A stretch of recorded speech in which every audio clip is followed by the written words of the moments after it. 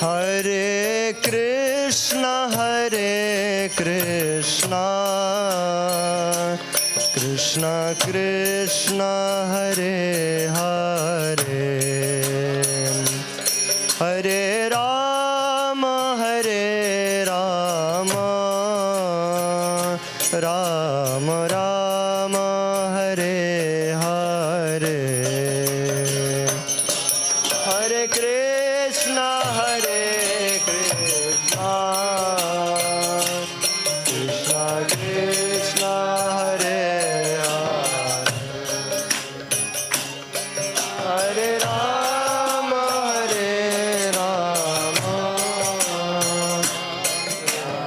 Rama,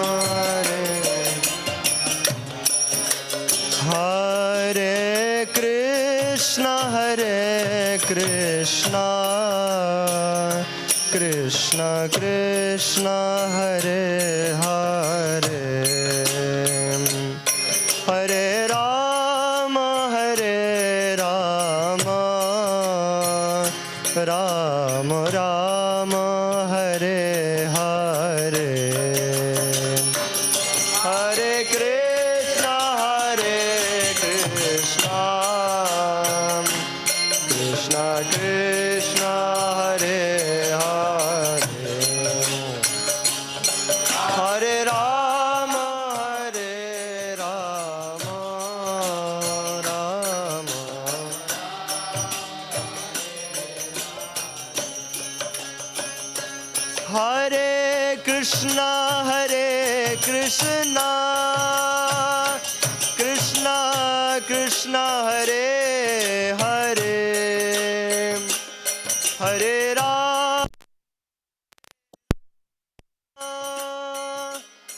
Hare Rama, Rama, Hare Hare, Hare Krishna,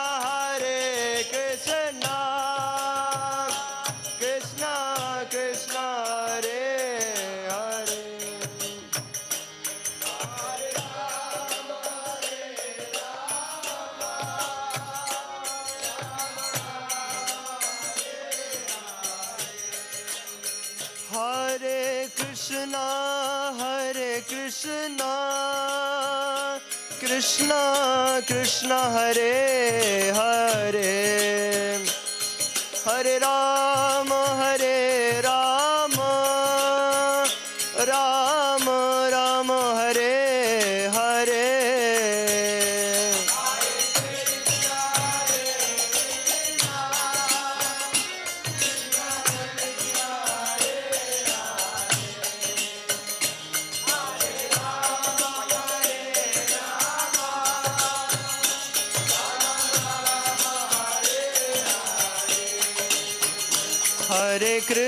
Hare Krishna, Krishna Krishna, Hare Hare, Hare Rama, Rama Rama, Hare Hare,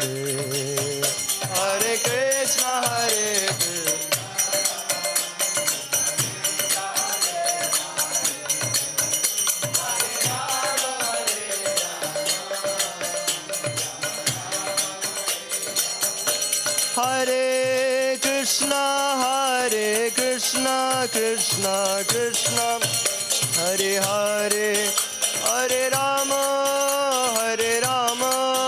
Rama Rama, Hare Hare,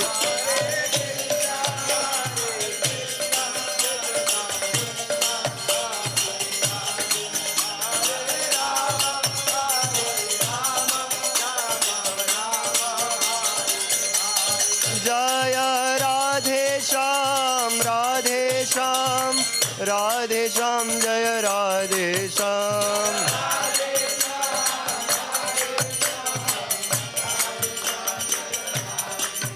Jaya Jaya Prabhupada,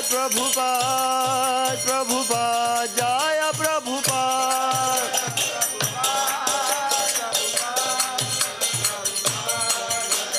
Jaya Jaya Gurudev,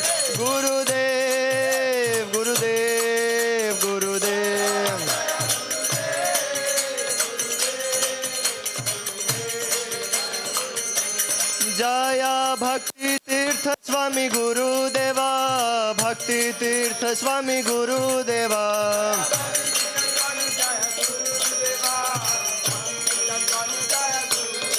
Jaya Bhakti Tirtha Swami Jaya Guru Deva, Bhakti Tirtha Swami Jaya Guru Deva. Nitai Gaur Hari Bol, Hari Bol, Hari Bol, Gaura Hari Bol.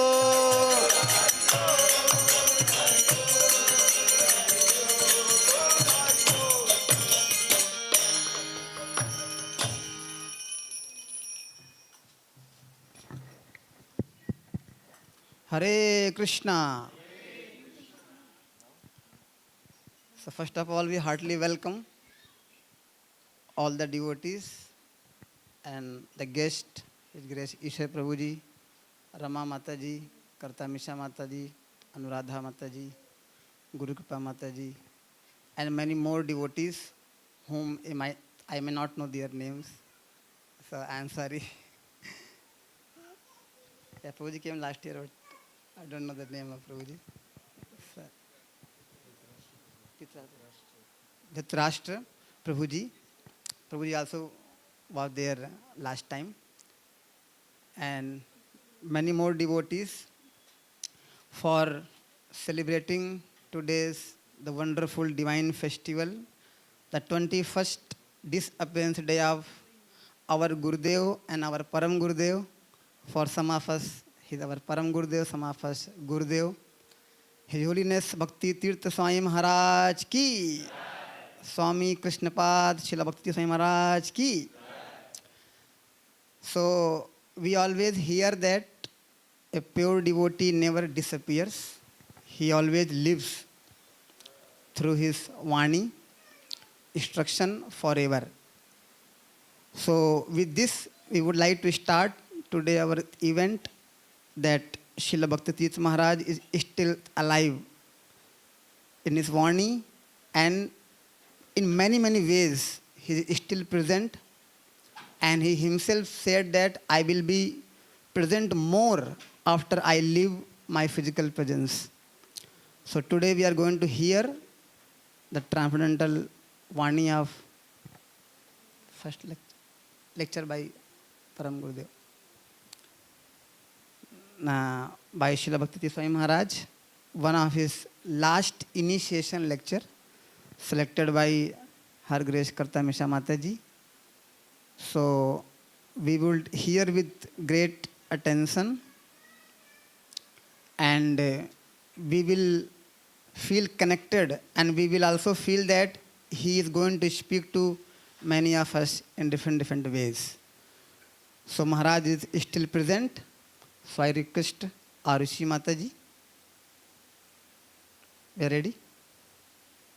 So this lecture is the last initiation lecture given in USA by Srila Bhakti Tirtha Swami Maharaj. It's also in video, but we are not able to play in video on screen. So we are going to play audio lecture.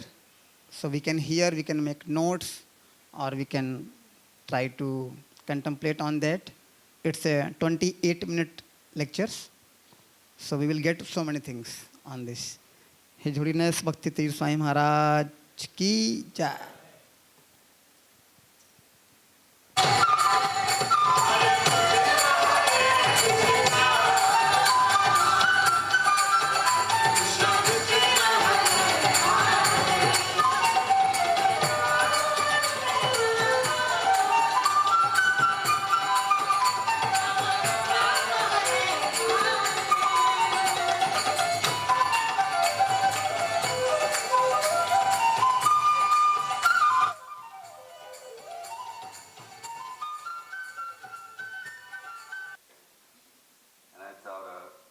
Can I deal with this karma in my present state?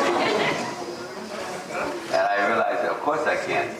But by the mercy of the Pampara, then all things can be possible. So the initiation ceremony is, I think if some people are standing, others may not be able to see so easy. Blocking to the Prabhupada. The initiation ceremony is like a baptism. In St. John, it mentions about there'll be a time when there'll be baptism by fire. The idea is eradicating or extinguishing anarthas or sins and patterns of deviations from the past, and allowing a person to be cleansed, allowing an individual to have less difficulty in his or her spiritual journey. There are so many things in this lifetime and previous lifetimes that we have been encumbered with. And so because of such, that it's practically impossible for anyone to make sufficient spiritual advancement by his or herself only. We are made for love, we are starving for love, and we are made to be engaged in healthy sangha, healthy sadhu sangha associations, and wonderful sambandha relationships. Now we have two kinds of disciples. We have what is referred to as Bahya Mukhya Shikshas and Antar Mukhya. The Bahya Mukhya is the kind of devotee, the kind of follower who is a follower more just by the externals. It's like every institution, every religious order has its genuine practitioners, and it has its hypocrites, and it has those according to the weather, according to what side of the mat or the bed they get up, determines whether they're going to be genuine or a deviant, and that they are very much in flux. The Bahya Mukhya Shikshas are the type of, we call them Guru Giris, or they are interested in flag waving. Bhakti Vinod calls them Dharmavatis. They are eager to talk a lot about their Guru. They talk a lot about the spiritual process, and they talk and they talk and they talk, but their actions are not in accord. We do not have to be so much talking, because our actions will speak louder. And so ultimately, Palena Patriyate, we must be able to judge things by the results. At the end of the day, at the end of the lifetime, at the end of our existence in our particular bodies that we're using for a while, we'll all be judged. History will judge Prabhupada more and more based on the fruits of his society and his disciples and his grand disciples. Any spiritual teacher ultimately will be judged by those who are intelligent, by the fruits, because that one cannot cheat on. In other words, you can do certain things in a temporary sense, but the nature of reality is that where there's deviation, where there's a lack of weakness, that it will show. Where there is bhakti, it inevitably must reach out and affect people's hearts. And if one is not a carrier of bhakti, inevitably people will feel dry, they will feel disillusioned, they will feel cheated, and they will not be empowered and inspired to rise above their normal orthodox difficulties. Where there is sufficient bhakti, swadu, swadu, pade, pade, where there is service and devotion, it brings more service and more devotion and more joyfulness. We can all look at in our lives according to our commitments to our spiritual masters. As several of you are from other spiritual masters, and some are uncles and aunties. And you'll notice, as you take inventory in your devotional life, is that when you were stricter, and when you're accepting the process, or when we do accept the process, that we find that we're much more joyful because we get more results. That whatever may be going on around us, above us, or below us, it has less effect, even if it's negative, if in fact we are getting a proper internal nourishment. So today we have this wonderful chance to try to focus on being proper types of devotees and disciples, where we're not just saying, oh, Guru Maharaj, oh, Guru Dev. Some devotees, they are so eager, oh, Guru Dev, Guru Dev. But the question is, hey, what were you doing 3 hours ago before the Guru came around? Or what were you doing 3 days ago before you came to the temple? What will you do 5 days from now when you leave the temple or you leave the association of the Bhakti Vriksha course or the preaching center or the temple or the Sankirtan party or the Bhajan group? What is most important is what we do in our day-to-day activities. And where it really shows is in how we associate. And we will mention this later, the 10 principles. One other thing is that in all of our initiations, we ask those who are taking, because some are taking first initiation, some are second, the medical initiation. Medical initiation where those devotees are now accepting full responsibility for maintaining the Siddhanta. Kali Yuga, this fall of civilization, is so much due to the impotency of the Brahminical or the saintly class.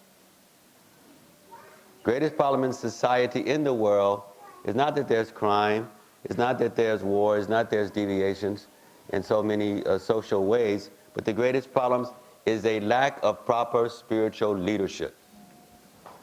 When spiritual leadership is proper, it acts as a way to stop and to eradicate so much of the negativity that imposes itself upon civilization. So we can see from Sattva Treta to Dwapara Kali, one of the main things that's happening is that the caretakers of the Siddhanta, the caretakers of the Shastra, of the scriptures, the caretakers of proper involvement of sadhu, proper understanding of guru, the saints, the priestly class, as they become weak, as they become deviant, as they lose contact with transcendence, then they start engaging in mechanical activities, or they're engaged in so many different things that they do not believe, do not experience, and do not have the potency to really to connect others with. And because of that, it creates a lot of phantasmagoria, it creates a lot of physical, a lot of wonderful externality, a scheme of things, but the internal nourishment does not sufficiently develop. We're interested in developing the Bhakti Lata Bija, the development of the creeper. Manya Konya Bhagavan Jeev Guru Krishna Prasade Paya Bhakti Lata Bija. We want the prasad, we want the mercy from God, from the Lord, that gives us the connection with Guru. We want the mercy of Guru that gives us what? In one sense, we don't care about Guru. In another sense, we care fully about Guru. We care about God. And because Krishna has given us the way of how to come to Him through His sons, through His bona fide agencies, then we care everything because we care about the door as we go through the door or the elevator or the escalator to get to our destinations. So it is the destination that we're so concerned, and we want that destination, so therefore we're very meticulous about honoring that particular arrangement to get to the destination. So one may see our involvement in Guru arrangement or Guru service or Guru seva and think, what is this? Why do these people worship men and worship women? Why do we even bow down to each other? We're bowing down, honoring the Paramatma, honoring the Krishna, the God within you, as a way to remind you, I'm honoring the God within you so you be godly. And you are offering the basis to that person. I'm honoring the godness in you, the Paramatma, and therefore you represent that properly. And you listen and tune in and allow your higher self to develop, rather than being captured by the enemies of the mind, of Mohan and Kama and Nada and things that enter into our consciousness like demons that just grab our intelligence and bewilder us. So this process then should be looked at in two ways. The first, those taken first, that they're connecting now with a chain of spiritual guidance. The spiritual master is like a bead that connects you with so many other beads, like our japa beads or rosary. So one bead is there, and it's very significant because it connects you with the chain. But by itself, it is practically useless. This is, I was saying, I was waiting a little later to come. Of course, I was doing injections and taking my pills and things. And then I wanted to spend a little time in reflection and prayer to Prabhupada. And realizing, okay, I'm going to take on some more disciples, and more karma, more responsibility. And on my own, I cannot do it. And cannot even have done it from the past.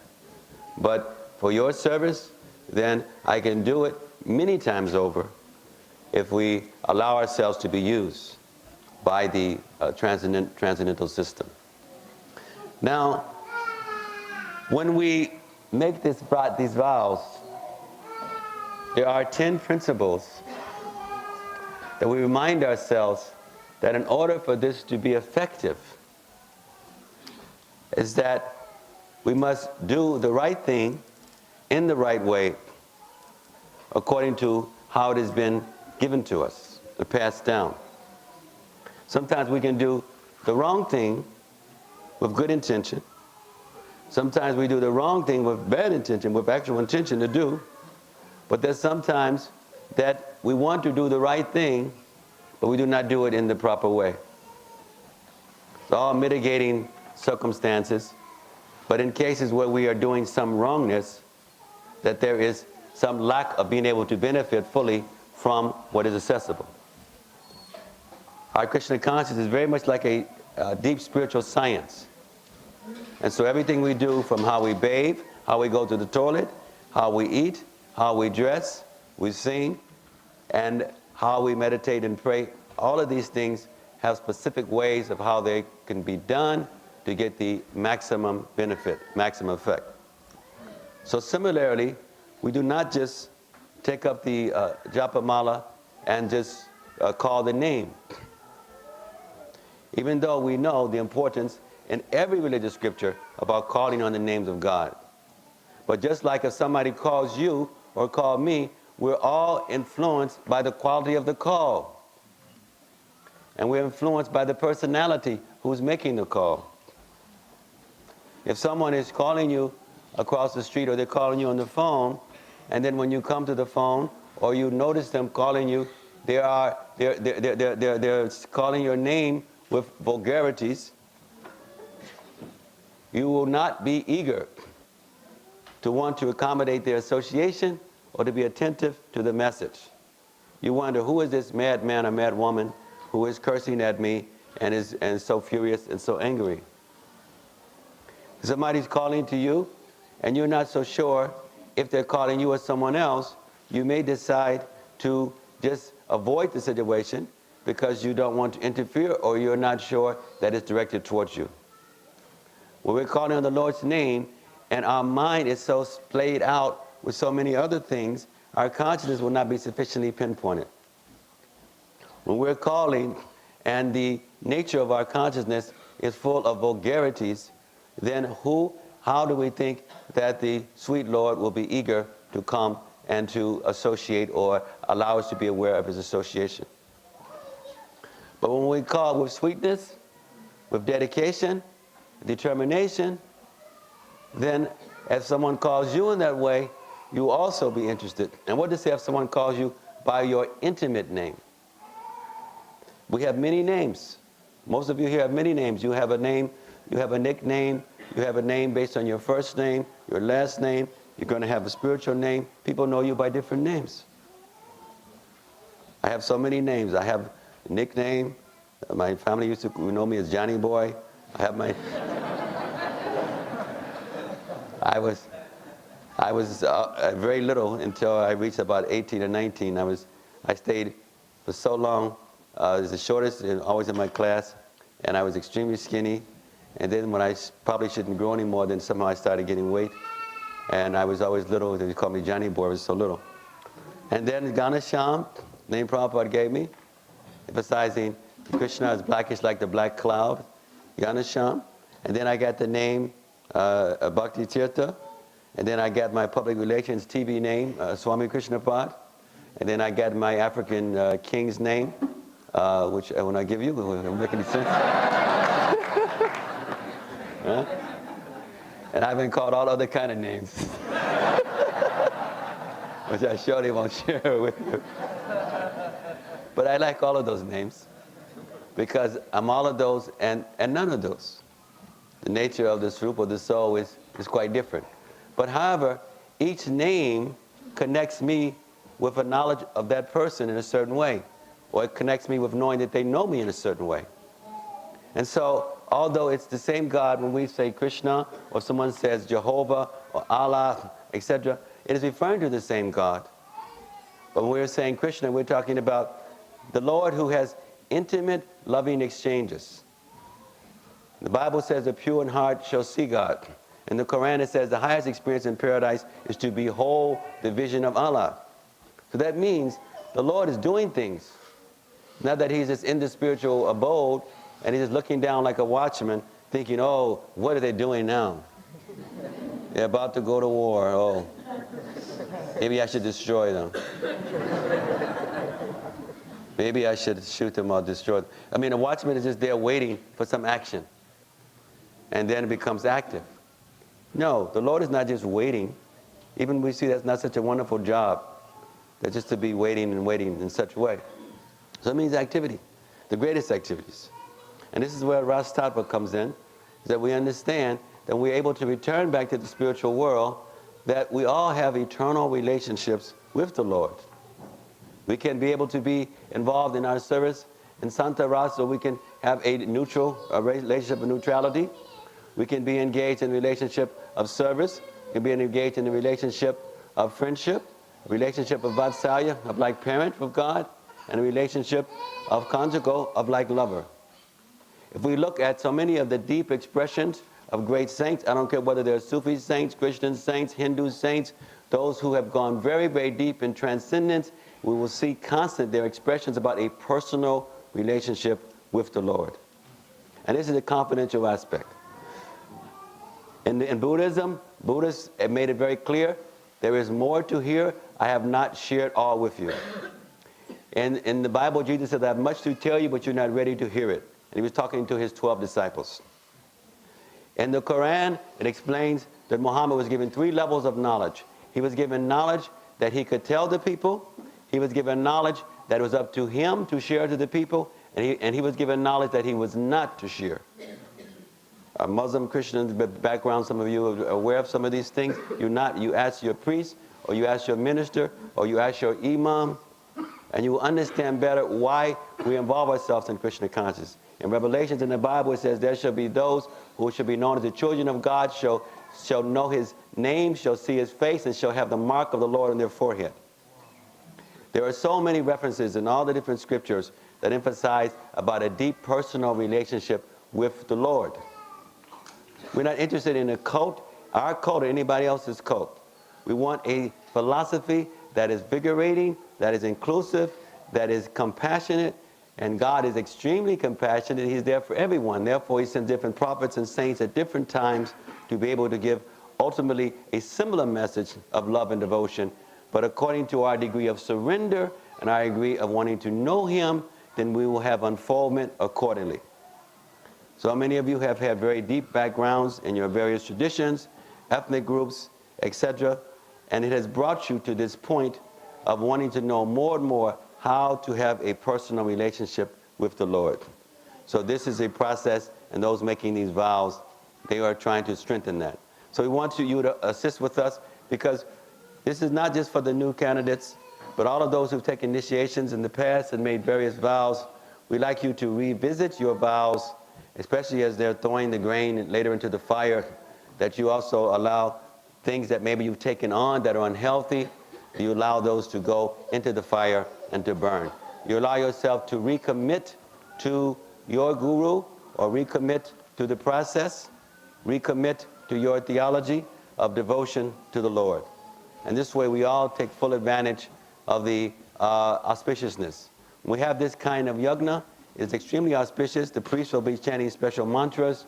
They'll be invoking special blessings from the previous acharyas, from the devas, or what will be known in some traditions as archangels and angels.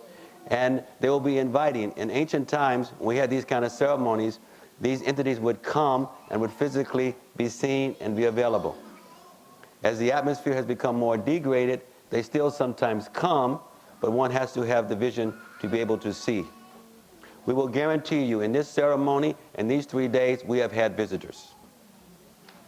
We will guarantee you that if you have been able to avoid offensive mentality, you will leave here with a lot of blessings.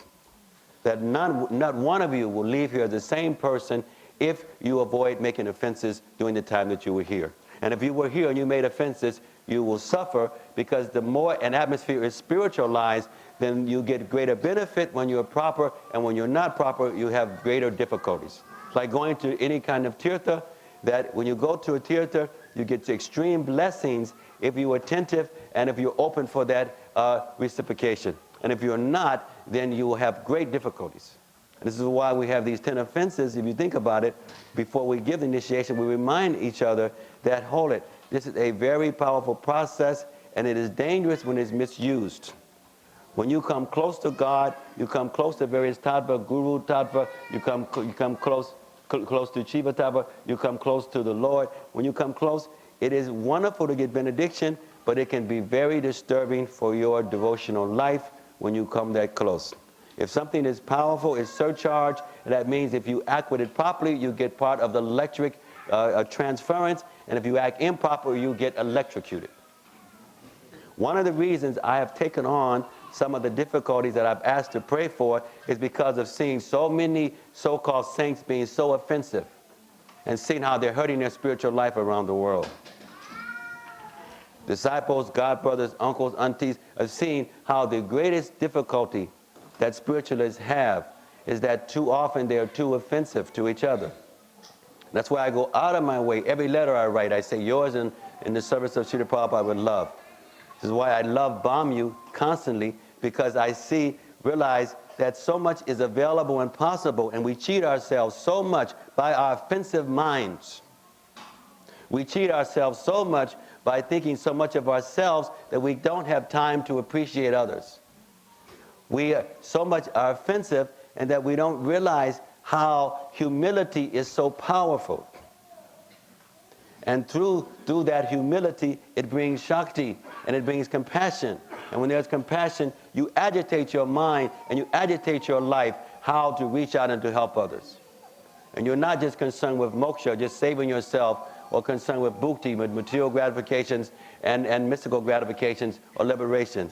Mukti, siddhi, bhukti, you want to be engaged in sharing. A person who's kind and nice, you have something, you see something, you want to make it available. And as you make it available, it enhances your lot, because the nature of transcendence is as you give, you get more and more. So if you're not growing each year in your spiritual life, then give more. If you are too disturbed about your stagnations or procrastinations, then take yourself out of the center and put the Supreme Lord more in the center. If you're having trouble in being able to honor sadhus and appreciate sadhus, whatever their background, whatever their gender, whatever their race may be, whatever their spiritual alignment, whatever their religion may be, then there's something wrong with you. God is not something myopic and small. Who wants to worship a God who's only concerned about one kind of person, or one kind of group, or one kind of religion? I think we all understand that the Godhead is much more than that. And we also understand that the Godhead is not such an entity that you can cheat. And so if we are accepting the spiritual paradigm properly, then we will automatically accept and appreciate saints. There is no such thing as an advanced devotee who is an offender to other sadhus. One of the major qualities of an advanced soul is that he makes you, or she makes you, feel that you are more advanced than them. One of the major qualities of an advanced soul is that they are more concerned about you than about themselves. Mad Bhakta Punjabika, that Krishna is saying, those who worship my devotee, it is more important than worshiping me. In other words, the Lord is judging us based on how we interact every single day. Hare Krishna, Hare Krishna, Krishna Krishna, Hare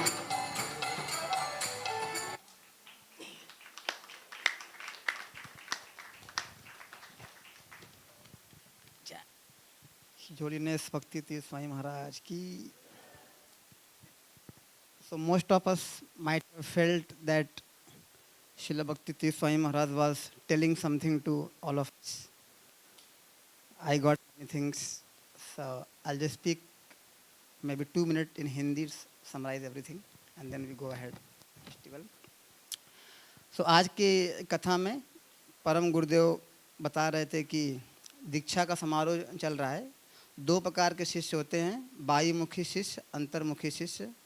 बाह्यमुखी शिष्य वो बहुत ज़्यादा बात करते हैं गुरु के बारे में, भक्ति के बारे में, लेकिन करते कुछ नहीं हैं। और कैसे हम पहचानेंगे एक भक्त को? उसके फल से, परिणाम से, खासकर अंत में जीवन में वो क्या कर रहा होगा, क्या बन रहा होगा। अगर भक्ति नहीं होगी तो हम सूखे जाएंगे, भ्रमित हो जाएंगे, धोखेबाज हो जाएंगे और स्थायी बन जाएंगे। लेकिन जहाँ भक्ति होगी वहाँ बहुत आनंद, बहुत उत्साह और भक्ति बढ़ती रहेगी। और महाराज बोले बाद में कि अगर हम बहुत कठोरता से नियमों का पालन करते हैं रोज़, तो हम रोज़ रोज़ बहुत उत्साह और आनंद महसूस करेंगे। महाराज बोले कि दीक्षा का दिन ही सब कुछ नहीं है। आज दिन हम बोलेंगे गुरुदेव गुरुदेव, लेकिन 5 दिन बाद क्या करते हैं या 2 दिन बाद क्या कर रहे थे, वह असली भक्त है। असली भक्त रोज़ अभ्यास करेगा। जो प्रमुख समस्या है आज के संसार में वो है आध्यात्मिक नेता की कमी। तो जो लोग ब्राह्मण दीक्षा ले रहे थे उनके बारे में गुरुदेव बता रहे थे कि असली पुजारी या असली इमाम या असली फ़कीर, इन सब की बहुत कमी है, इसीलिए संसार तकलीफ़ झेल रहा है। गुरु को उन्होंने 2 प्रकार से कंपेयर किया था। एक गुरु एक दरवाज़ा है, पहुंचना हमको घर पे है, लेकिन बिना दरवाज़ा के आप घर पे नहीं पहुंच पाएंगे। और दूसरा बताया था गुरु बीड़ है माला की, एक बीड़ के बाद ही दूसरी बीड़ पे जाएंगे। तो कृष्ण तक पहुंचने के लिए पहली बीड़ जो है वो गुरु है, उनसे द्वारा ही जाना पड़ेगा। उसके बाद बोले हमें भक्ति में सही वस्तु को सही तरीके से करना है। ऐसा नहीं करेंगे तो हमको फल नहीं मिलेगा। स्नान करना, बाथरूम जाना, खाना, नहाना, जप करना, सब कुछ अच्छे तरीके से होना चाहिए। और फिर बोले उनके बहुत सारे नाम हैं, Johnny boy, John flavour, Ghanshyam, भक्ति तीर्थ स्वामी, बीटी स्वामी, स्वामी कृष्णपाद, इस प्रकार के उनके अनेक अनेक नाम थे। ऐसे ही भगवान के बहुत सारे नाम हैं, और अगर आप भगवान के नाम को प्रेम से बुलाएंगे तभी भगवान आदान प्रदान करते हैं। और दीक्षा का दिन, आज का दिन, जो दीक्षा ले चुके हैं उनके लिए और जो दीक्षा ले रहे हैं उनके लिए अपनी प्रतिज्ञाओं को दोबारा से दोहराना है। और कह रहे थे कि ये जो दीक्षा का समारोह है ये बहुत पावरफुल है, इसमें बहुत ज़्यादा आध्यात्मिक पोटेंसी है। अगर इसका कोई लाभ उठाएगा तो 2-3 दिन बाद वो बदल जाएगा, और अगर लाभ नहीं उठाएगा तो वो नीचे भी गिर जाएगा, नष्ट हो जाएगा। क्योंकि आध्यात्मिक जो फेस्टिवल होता है वो तीर्थ के समान है, जिसमें बहुत शक्ति होती है। हिज होलीनेस भक्ति स्वामी महाराज की। So there are so many things to take up, so we will go ahead now with our program. So we request we would like to hear, this is the festival of Sravanam and Kirtanam. We want to hear and speak to make others devotees hear more and more. So we have many devotees, so we'll have fixed time. So for guest we have 7 to 8 minutes at max, and other devotees 3 minutes at max. So the flow of the program will be, we'll hear from the guest devotees, then the other devotees, then at last we hear from Srila Gurudev, and then we have Pushpanjali, Arati, and at last we have Prasadam. So that is, so we are going to start with Kartamisa Mataji and then Ishwar Prabhuji. Okay, start. So we start with Ishwar Prabhuji, and then the next we have Kartamisa Mataji. After that, Rama Mataji. So, am I working?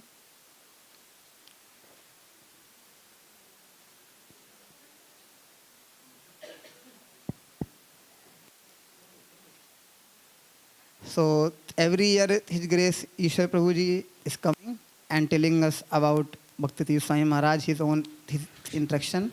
So we would like to get some nectar droplets from Prabhuji. Hare Krishna. Hare Krishna. Gurave Guruchandraya Rajikaya Tadalaya Krishnaya Krishna Bhaktaya Tad Bhaktaya Namo Nama Agyana Trimandasya Ganangana Salakaya Chaksusumiltaya Natasma Sri Gurave Nama Vanchakapatravascha Kripasundabevacha Patitanam Pavana Bhiyo Vaishnavibhyo Namo Nama Srila Bhakti Maharaj ki Srila Prabhupada ki. So we are very fortunate to be gathering here this afternoon for the Tirobhav, the disappearance celebration of Srila Bhakti Maharaj.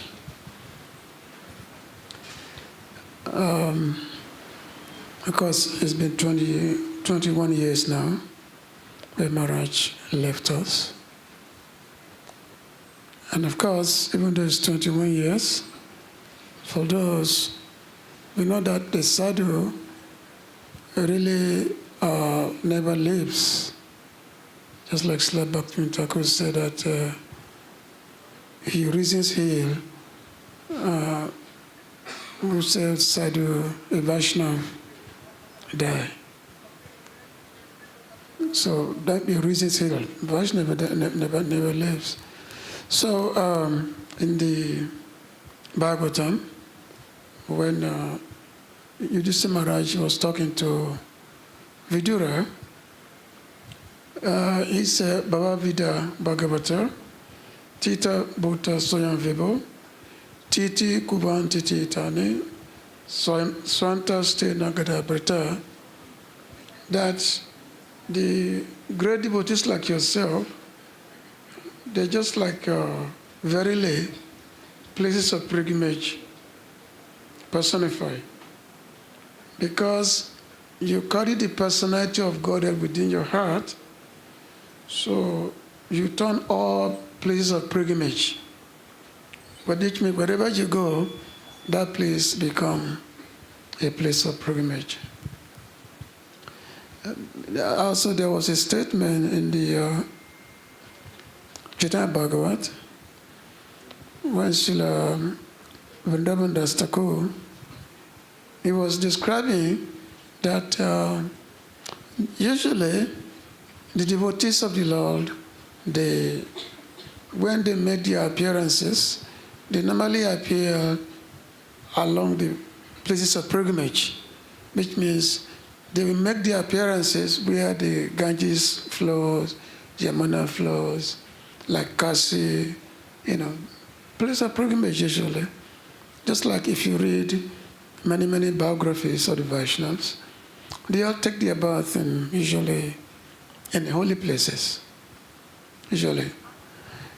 But the uniqueness of the devotees of Chaitanya Mahaprabhu is that they take birth in foreign lands so that they can give their association to those persons in those places.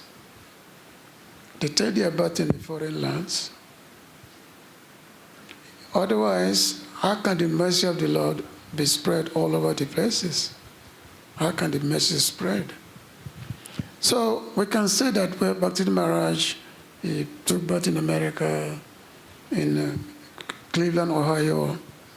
I remember one time I was doing Sankirtan in Cleveland, Ohio. I was doing a door-to-door Sankirtan, going door-to-door in America. And I was knocking door-to-door, and then one old Mataji, old lady, opened the door. I said, I've come to distribute books, like that. And the lady said, I'm the mother of Bhakti Tirtha Swami. I said, oh. I said, Bhakti Swami is my boss. That's what I told her. And then she come in, she make me enter the room. And then she started telling me, everything about Maharaj, how, right from his, his young time, how he was always very, very, accommodating to people, always giving to people. Because there was a time when he was a Christian at one time. I was always very, very reaching out to people. So she was enthusiastically, describing to me about the glories of her son. And usually it's not common that a mother will be telling the glories of her, of her son. It's not that usually. But Mataji, she was describing this. So, so Maharaj was never really an ordinary person. As they say, he was one of the great generals in the Sankirtan army of Sri Chaitanya Mahaprabhu, one of the great generals. Because myself, I'm very, very fortunate that I worked with him for a period of at least 15 years, from 1980 to 1995, before I came to India. And one of the uniqueness of Maharaj is that he was always, not only was he very enthusiastic, very serious about Krishna consciousness, but at the same time, all those who are under him will always making sure that they're always similarly engaged and not taking any chance to be lazy in Krishna consciousness. There's one time when I was supposed to come to India. This was, I think it was 1981, 82, like that. So I was supposed to come to India. At that time, I bought a ticket to come to India, to my airport. So Maharaj then called me to his room and then said that, well, Isvara, you want to go to India? That's pretty nice. You want to go to Mayapur and all that. And he started telling me that, look, you go to India, what are you going to do there? And he started telling me how this Swami didn't like India, doesn't like it. And then Maharaj said, but you know what? I have something better for you to do. Why don't you go to Zimbabwe? Because that time the devotees are just starting a preaching center there. Why don't you go there and join the devotees there to start the preaching there? I said, well, that sounds like a good idea. And immediately my ticket was changed. Even though I already bought my ticket for India, the ticket was changed to Zimbabwe to preach. So it was nice, we had to, because we are pioneer Krishna consciousness, so we had to pioneer Krishna consciousness and all that, And of course, there is many, many things that I can discuss in terms of, Maharaj's, himself, pioneering Krishna consciousness and also engaging many of us who are with him from the beginning, after he took sannyas, when he started preaching, especially in Africa. Now, one of the uniqueness of Maharaj was that he had a vision that he wanted to come and he wanted to reach out to the leaders of the society, to those who are considered to be leaders, because if the leaders take to Krishna consciousness, then the ordinary people will follow, Just like in Lord Krishna says that was Yayat Acharati Sesta Tata Evatarajana, that whatever the great people do, common men will follow. So Maharaj had this principle that yes, the best way to really get Krishna consciousness to masses for people to follow is to reach out to the leaders. So Maharaj was very, very much focused on the preaching to like the presidents, to the ambassadors, like in many, many countries whereby like not just in Africa, especially when I was in Washington, D.C., that time, how we would go to several embassies, several diplomats, and then we will set up an appointment for Maharaj to come and preach to the various ambassadors. And also the same thing we do in the United Nations in New York. Also, we will do that. Many great diplomats, like one of the top diplomats in the United Nations, he actually became like a follower. And this person was from Togo. So he became a follower. I think this book, Leadership in the Age of Higher Consciousness, actually came from this preaching to all these leaders. Now, because the time is going, when Maharaja was about to depart, when he was diagnosed in 2004.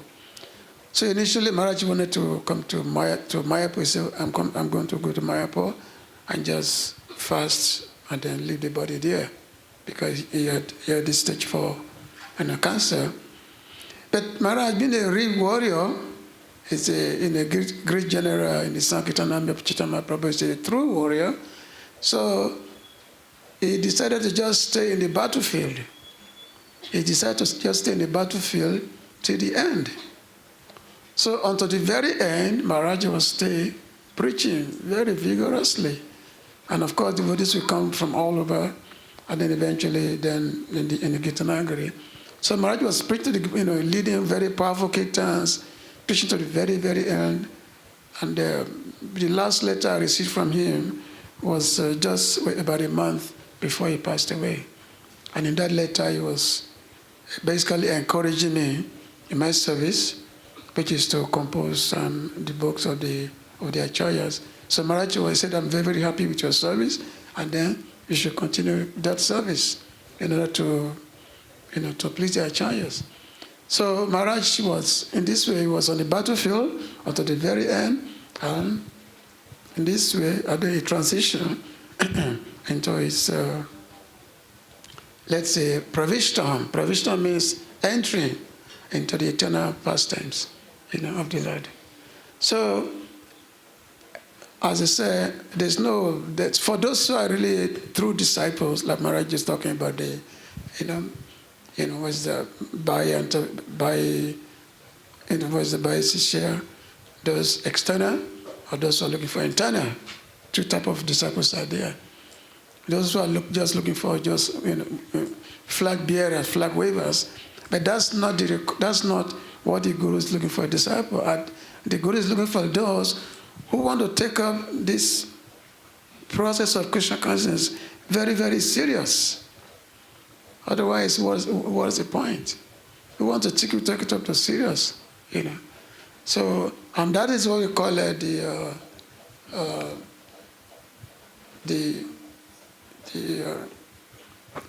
I forgot the Sanskrit word.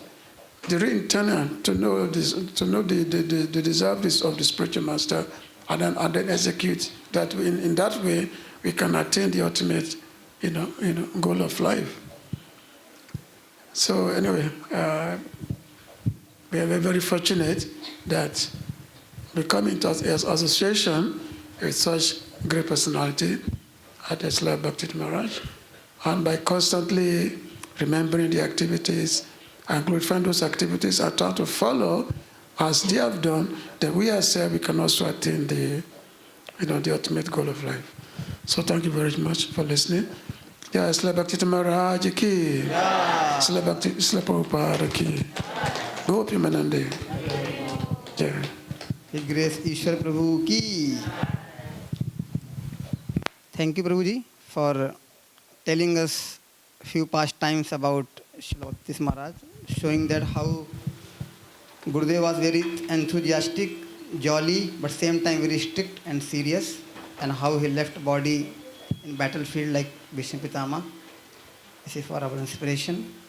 So now we go to the next speaker, Her Grace Kartamisa Mataji, and after that we have Rama Mataji. Namo Vishnu Padaya Krishna Prasthaya Bhuteshmari Bhakti Tirtha Swami Namaste Krishna Padaya Prabhupada Shitamane Shri Guru Karuna Shakti Bhakti Tirtha Swami. I think last night I just started writing, trying to remember all that the the association I had with Bhakti Tirtha Swami, my beloved guru. And then when I started writing, I thought, I need to write a book because it's so long. I'm not going to be able to share everything. When I started thinking about the details of all that he gave me so much. And it's like he was giving love and compassion to everyone, but just like Krishna, you always think, oh, he's just, associated with me, but he was giving that love and compassion to everyone. But I felt so blessed by everything he gave me. Like he sent me to Gita Nagari to be the head pujari, and I was serving Sri Shivada Damodara. There's so many things I wrote down, but I would take forever if I just told you everything, all the association I had with him, like going shopping to get things, or his chastisement of me, and his encouragement, his instructions, the ones that, really stick in my mind. So, and then I was thinking, how can you even say thank you? Like that, just such a small word to say thank you. It's for me, it's meaningless, because how can you say thank you for someone who's rescued you from the material world and is giving you the path back to Godhead, how to get back home, how to learn to love first, how to learn to love, and love the devotees as well as then love, if you love the devotees and Krishna is pleased with you, and you can have Krishna's mercy as well. So I was in such a quandary. But I was like thinking, how can I share my feelings about Bhakti Tirtha Swami? And so I just thought, let me just start this way. When I first heard him on the radio, and I heard his voice, at that time, it didn't really, I knew I felt something, but I didn't realize that till later on, like years later, why I was drawn to go hear him speak. So I want to read something that I got from, we're in the Srimad Bhagavatam class today, and we're on Canto 11 chapter 3. And I saw this in here, and it struck me. This is why I was attracted to him, even though I didn't know it, because I was so covered. But it says here, it's in 11.3, text 21, paragraph 7, because it's a long one. The bona fide spiritual master broadcasts the sound vibration from the spiritual planets called Vaikuntha. Inhabitants of the spiritual planets, headed by the Supreme Person of Godhead, are in constant communication, the unlimited transcendental bliss and knowledge. And the bona fide spiritual master can transmit this sound vibration of bliss and knowledge to his disciple. Just as a radio broadcasts mundane news, the bona fide guru broadcasts the news from Vaikuntha.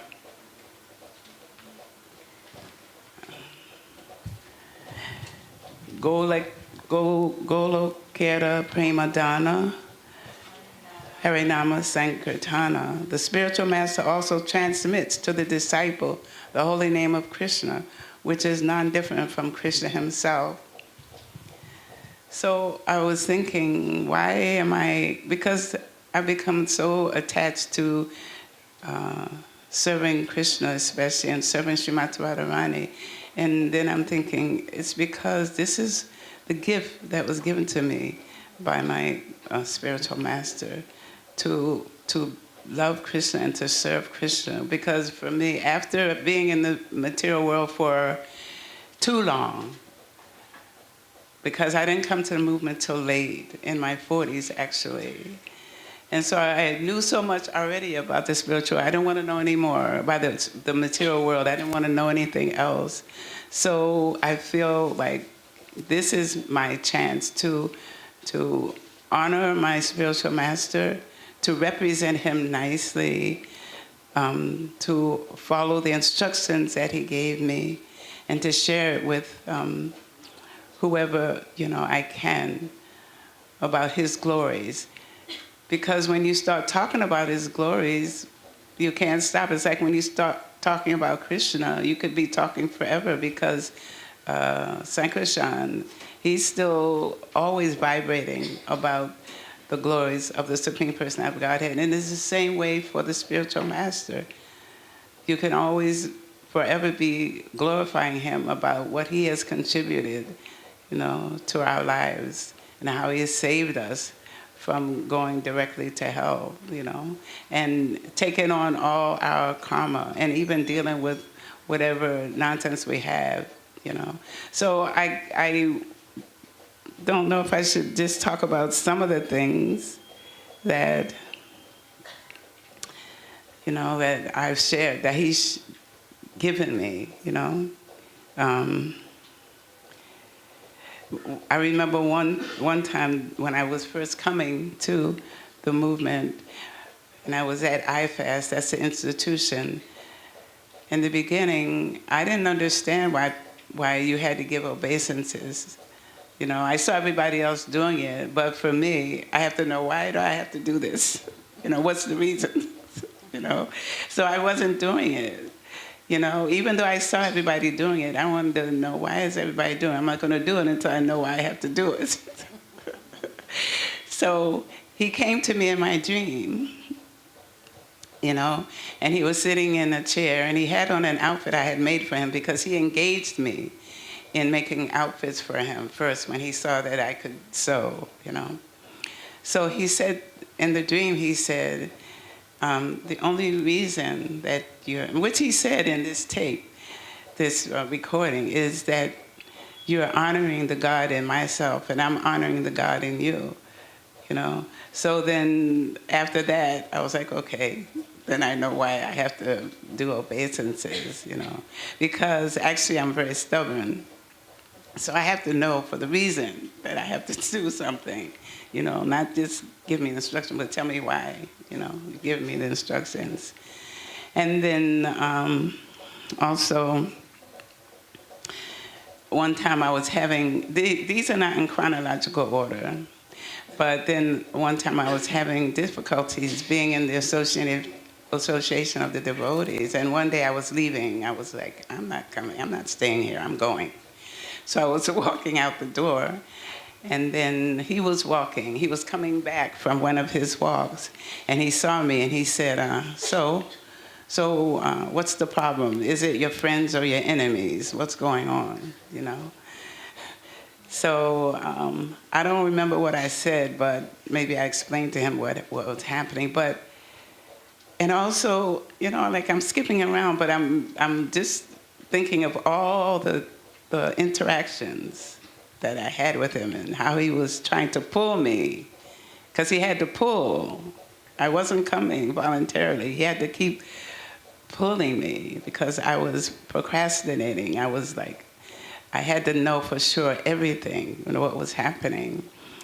But also the kindness, when I had splintered my ankle, and he came to the hospital to visit me to find out how I was doing, And then the times when he took me with him to go shopping, when he wanted me to make something, he took me, we went in a car, there were 3 other devotees, and we went shopping together to find fabric and to pick out what he wanted. So he and I were discussing, okay, do you want this color? Do you want that color? What type of fabric? Like that, which was really sweet, And also, one time I was supposed to be making him an outfit, and it was during the time when he was ill. And so I wasn't like making it an emergency. So he had come from somewhere. I think he had been to the hospital or whatever. I'm not sure where he had been. And we usually welcome him with, foot bathing and offering flowers. So as I bent down to offer flowers to his feet, he immediately started chastising me right there, just as I had my hand down off, and he was like, so where is my suit? What are you doing? You know, why are you dragging your feet? He was just like talking and talking. I was like, okay. I was like totally done. I was like, okay, let me just crawl away and go find this traffic for him right away, you know. But I just want to share some of the things, like how he always had to keep pulling at me to bring me closer. We went and we would go bicycle riding at Gitanagari. He would tell everybody, okay, everybody get a bike. Bali, who was at the farm then, he'll fix all the bikes, whatever you bring, just take the bikes. So we went bike riding, and we stopped at one devotee's house. They weren't there, but we went into their yard because they had a swimming pool, and everybody was having fun. They were jumping in the pool, but I was standing at a distance. I was thinking, I don't want to get in the pool, you know? And he was telling me, get in the pool. With everybody, get in the pool. And I was like, okay. You know, and I kind of slipped in the pool, but I didn't want to get in the pool. So he was always like pulling, you know. And even when I got initiated, he was dancing, you know, he's always dancing. So he was dancing in the yard with all the devotees, and they were all having fun, and he was banging on his drum. And I'm just standing there looking. I'm like, oh, what, you know? And I had just been initiated. And so he came by, and they were going in circles, and he said to me, dance, you know? And then he'd go running around, and still I wouldn't do it, you know? I was just standing there looking. So he really had a hard time with me, but he was so kind. Sometimes he was rough, but a lot of times he was kind because he felt I needed to have kindness to bring me closer. So one day he was in the temple. This is maybe a year later. He was in the temple, and I was in the pujari room putting clothes away from Srila Damodara. So I heard the music, and all of a sudden I jumped out and ran out and started dancing, and I could see that Guru Maharaj was so happy. He was like, finally she gets it. What's her problem? You know, finally she gets it. He had that look, you know, like, okay, you know. So he was very patient and kind with me. And can you imagine the fortune of dressing Sri Srila Damodar? They are the traveling deities, the only traveling deities in ISKCON. And they were taken by Tamal Krishna Maharaj and Vishnudan Swami to all the different colleges, you know, around doing their preaching. And I got this opportunity for so long to be able to take care of them. So he's given me so many gifts. What can I say? What can I do except to dedicate my whole life and my heart to Bhakti Tirtha Swami? You know, this is only a few of the things the interactions that we have. I'll do one more. We would go on picnics, okay? So we were on a picnic. We went to a park, and we were all playing volleyball. You know volleyball? Boom. Okay, I was playing, but I'm not good. So he was on my team, you know. We had two teams. He was on my team. And so someone was throwing the ball, and I was thinking, I got it. I got it. I didn't have it, but I got it. But then as I was reaching for it, he jumped up behind me and hit the ball over the fence or the net. And then I turned around, I was like, oh. And when I think about that, I think it means, oh, Gurudev has got my back. Whatever happens, he's going to be there for me. You know, that's what I took from that one. And so, okay, one more thing. So whenever I was being stubborn, he would ask the devotees, where's Kartamisa? Go get Kartamisa. So I'm praying that when it's time, to leave this body and to try to go back home, back to Godhead, that Maharaj will come and get me and say, here is Kartamisa, and come and bring me and take me back to Godhead. Hari Bol. Hare Grace Kartamisa Mataji ki, Srila Bhakti Swami Maharaj ki. So Mataji, we would like to have your book very soon. Maybe you write a book because you could not speak many things. We would like to read the book. Maybe by next year we have the book. So now we are going to hear from HG Rama Mataji. Mataji will speak in Russian and Kishori Mataji will be translating. Yes, ma'am. Я не знаю, стоять, как удобно.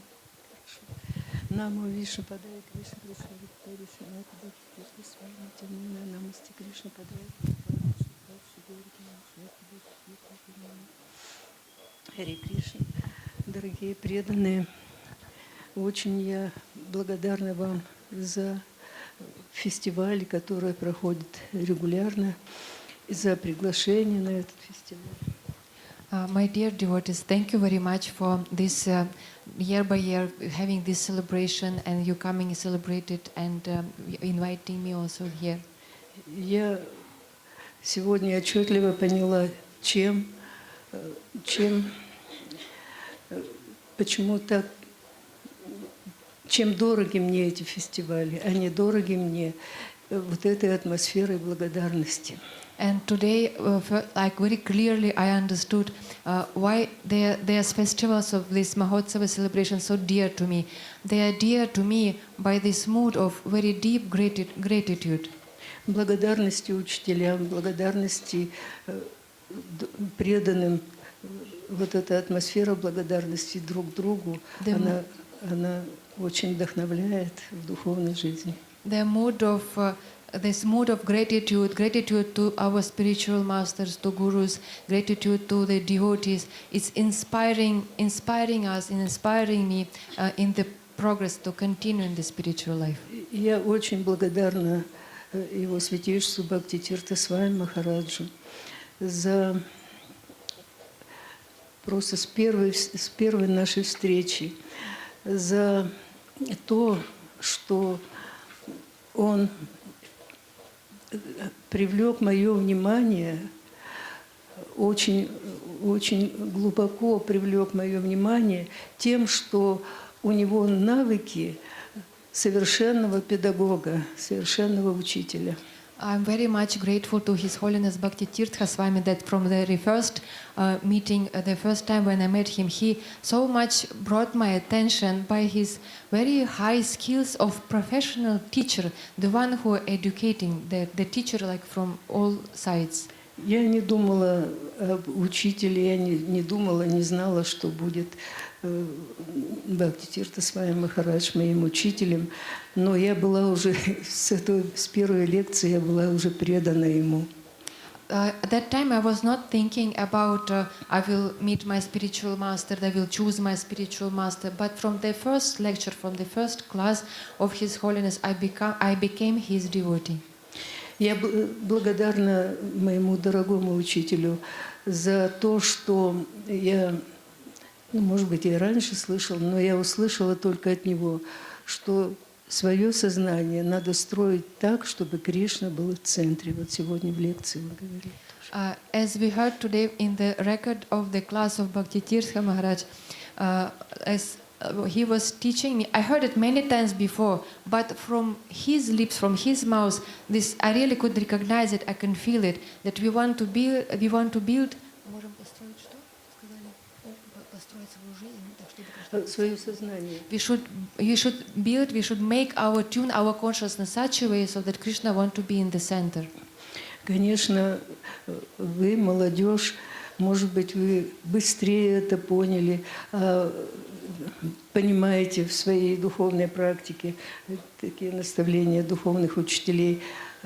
Мне так случилось, что я на практике важность вот этого наставления я поняла совсем недавно. I can see many young devotees here, fresh generation, and maybe you are faster than we are. Maybe you get it knowledge faster and you can realize it already now. But for me, I got it fully realized just recently how it is important to build my consciousness in such a way so Krishna should be in the center. Поэтому я могу только пожелать вам, мои дорогие, слушать наставления учителя, вникать в эти наставления и пытаться прилагать усилия. В этом и заключается преданное служение, прилагать усилия, чтобы быстрее реализовать это в духовной практике. That's why I want to wish all of you, dear devotees, so you please hear carefully your spiritual master and try to realize it, try to practice it, try to put it in life and practice it as soon as possible. Это известный факт, что славу учителя продолжают его ученики и ученики его учеников. It is known fact that glory of the spiritual master will be continued by his disciples and then their disciples. Поэтому позвольте мне несколько слов благодарности сказать его святейшеству Бхакти Tirtha Damodara Maharaja. That's why, with your permission, I want to say a few words of gratefulness to His Holiness Bhakti Tirtha Damodara Maharaj. Махарадж не только мой духовный брат, он мой духовный отец. Maharaj, he is not only my god brother, but he is my spiritual father. И совсем не случайно вчера я открыла его книгу. Она называется, поправьте меня, пожалуйста, она называется Spiritual Connection. And just yesterday, not by chance, so happened that I opened his book, Spiritual Connection. It's right? Name is correct? И, конечно, там оказалась история его святейшества Бхакти Tirtha Swami. And there, exactly, I opened the page where it was described one of the story of Bhakti Tirtha Maharaj. Книга о связи, вечной связи духовного учителя с его учеником. The book about eternal connection between spiritual master with his disciples. И один момент я хочу вам напомнить, что как ваш духовный учитель, так и его святейшество Бхакти Tirtha Swami Maharaja, они глубокие психологи. And I want to remind you that as your spiritual master Bhakti Tirtha Damodara Maharaj and as Bhakti Tirtha Swami, they are very deep psychologists. They understand us very, very well. И вот и там я увидела вот эту фразу. Бхакти Tirtha Maharaj вспоминает наш духовный брат. Бхакти Tirtha Swami Maharaj говорил, что обращаться с другими. Он учил, как обращаться в среде преданных. And in book, with the page which I opened yesterday, it was describing how Bhakti Tirtha Swami, he teaching us how we want to deal with each other, how we want to build relation with each other between devotees. Он говорил, что вот вы представьте свою любовь к самому близкому, родному человеку. Вот представьте свои чувства. Вот с этой же... He was saying that try to remember the person who is mostly dear to you. Try to feel properly all your feelings to him, how you love him, how all your emotions when you're remembering this person. И вот эту любовь перенесите на любого, кто рядом с вами. And this love you want to bring to in relation with each and everyone with whom you're dealing. Дорогие преданные, я вас очень и очень прошу обратить внимание вот на это наставление, потому что любовь в сердце, она решает все проблемы. И вот если с этой установкой пройти духовную жизнь, то много-много проблем уйдут из вашей жизни. My dear devotees, I really requesting you to remember about this instruction, because the love in heart can solve any problems, any questions. If you put it in you will be remembering through your whole spiritual life, you will avoid many difficult things. И я вспомнила, Гуру Махарадж говорил нам, что будьте осторожны в общении, потому что вот тот, кто рядом, кому вы не оказали внимания, проявили какую-то холодность или там еще что-то, ну, негативное, так скажем, вот этот человек, он может, этот преданный может оказаться с вами в последнюю минуту вашей жизни, и вы уже не будете ему благодарны, но вы не сможете выразить ему благодарность, не сможете послужить ему. And Guru Maharaj, he was telling, please be careful in your relations, because of it may happen that devotee to whom you was called, you didn't put attention, or you neglected something. It may so happen that he will be that person who will be with you in last moment. And when you want to tell him thanks for that in last moment, you may be not able to do that. Гуру Махарадж очень много говорил про любовь. И опять жалею, почему я не увидела в нем, в этих словах, ключ к своей дальнейшей духовной жизни. And Maharaj, he was speaking a lot about love and importance love. But I regretting that why I didn't understood his instructions that time. It giving the key to whole practice and spiritual life. Махарадж говорил,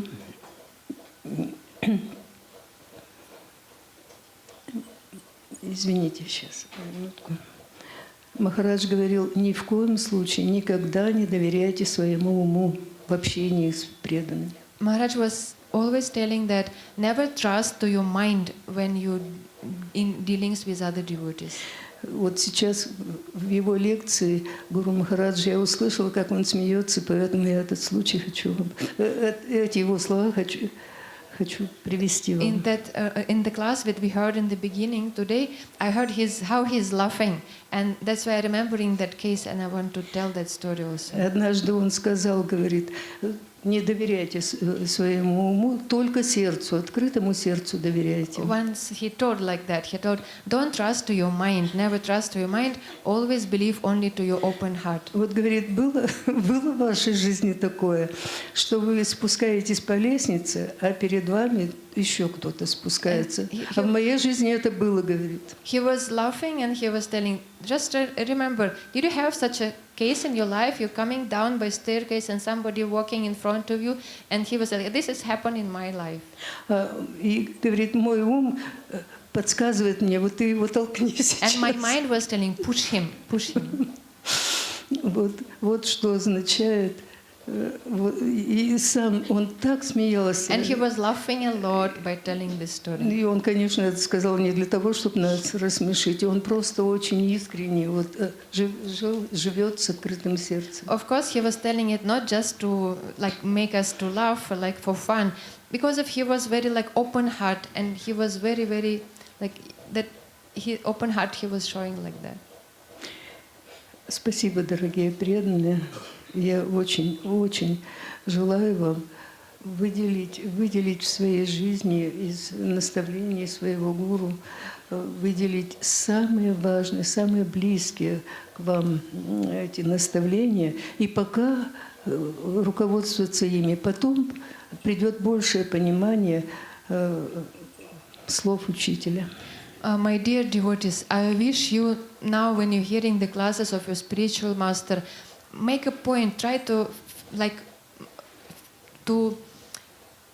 highlight the main, which is like you're feeling they're the main in the teachings of your spiritual master, and meditate on that. Keep as in the corner when you're thinking, like in the main point. So slowly with the time you can realize them better, realize them more, but now just keep thinking of them and remembering them. Дорогой Бхакти Tirtha Damodara Махарадж, пожалуйста, примите мои поклоны, передайте эти поклоны моему гуру Махараджу, и с благодарностью к вам и ко всем преданным я желаю успехов в духовной жизни. Dear Bhakti Tirtha Damodara Maharaj, please accept my humble obeisances, and please convey my obeisances to my spiritual master and your spiritual master. And with gratefulness I'm telling, and I'm wishing all of devotees success in their spiritual life.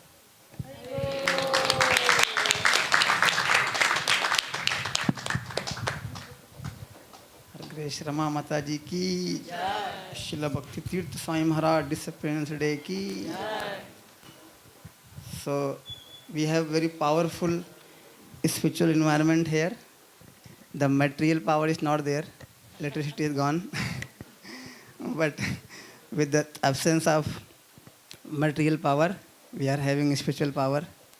And we are in the festival of Srila and Kirtanam. So most of us have seen Srila Bhakti Tirtha Maharaj dancing and sweating complete. But we are not sweating so much here. Just very little sweating is coming. So we have to go a lot. So we can go on hearing till that time. So we would like to now invite Anuradha Mataji. And after that, we have Rashida Mataji from South Africa. And we have Dhritarashtra Prabhu and Vishnu Prabhu for the coming up offering and the wonderful pastimes of Srila Bhakti Tirtha Maharaj. Hare Krishna Mataji. Namo Om Vishnu Padaya Krishna Pista Bhutale Shrimate Gaura Govinda Swaminiti Namine. Namo Om Vishnu Padaya Krishna Pista Bhutale Shrimate Bhakti Tirtha Swami Iti Namine. Namo Om Vishnu Padaya Krishna Pista Bhutale Shrimate Bhakti Vedanta Swaminiti Namine. Namaste Saraswati Devi Gauravani Pacharine Nirvishesha Shunyavadi Pastatyadi Satayane. First of all, I'd like to thank all the devotees for organizing this beautiful festival in memory of our dear Bhakti Tirtha Maharaj and inviting me, accepting me as a family member. Thank you for Kartamisa and Rama Mataji and Prabhu to speak so nice glories. The more we hear the glorification, the more we feel inspired to talk and hear more and more and more about great personalities like Bhakti Tirtha Maharaj. Yes, he was a very charismatic personality. You just had to love him. There was no question of not loving him. Everybody loved him. We lived in Australia, and he would regularly come and visit in Australia. Now you have to think, like, it's 21 years since he left this planet. It was a different time, like 25, 30 years ago. We didn't have internet, we didn't have database. A lot of things still needed to be established. So to have come in contact with somebody as charismatic as Bhakti Tirtha Maharaj was really something special, and we even knew it at the time. Yet he was so approachable, and there was no own reverence. But even today, listening to the lecture, thank you for choosing that nice lecture.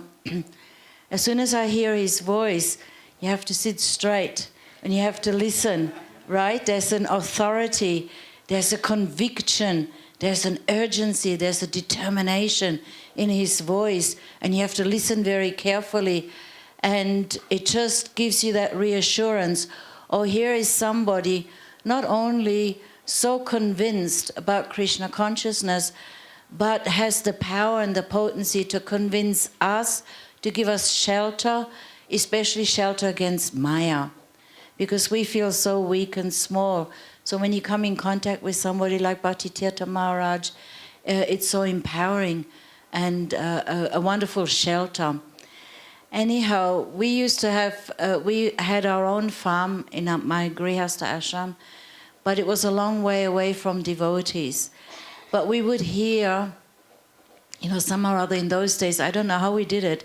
We didn't have a mobile phone, we didn't have a computer, but somehow or other we were able to get news. And whenever we heard that Bhakti Tirtha Maharaj is coming to Australia, especially when he's coming to Brisbane and to Murwillumbah farm, we would also take the long drive to go and see him there. And like Prabhu was just saying, he was famous for his dancing. He would run up and down the entire length of the temple room, playing his drum, yes, until his clothes were completely saturated.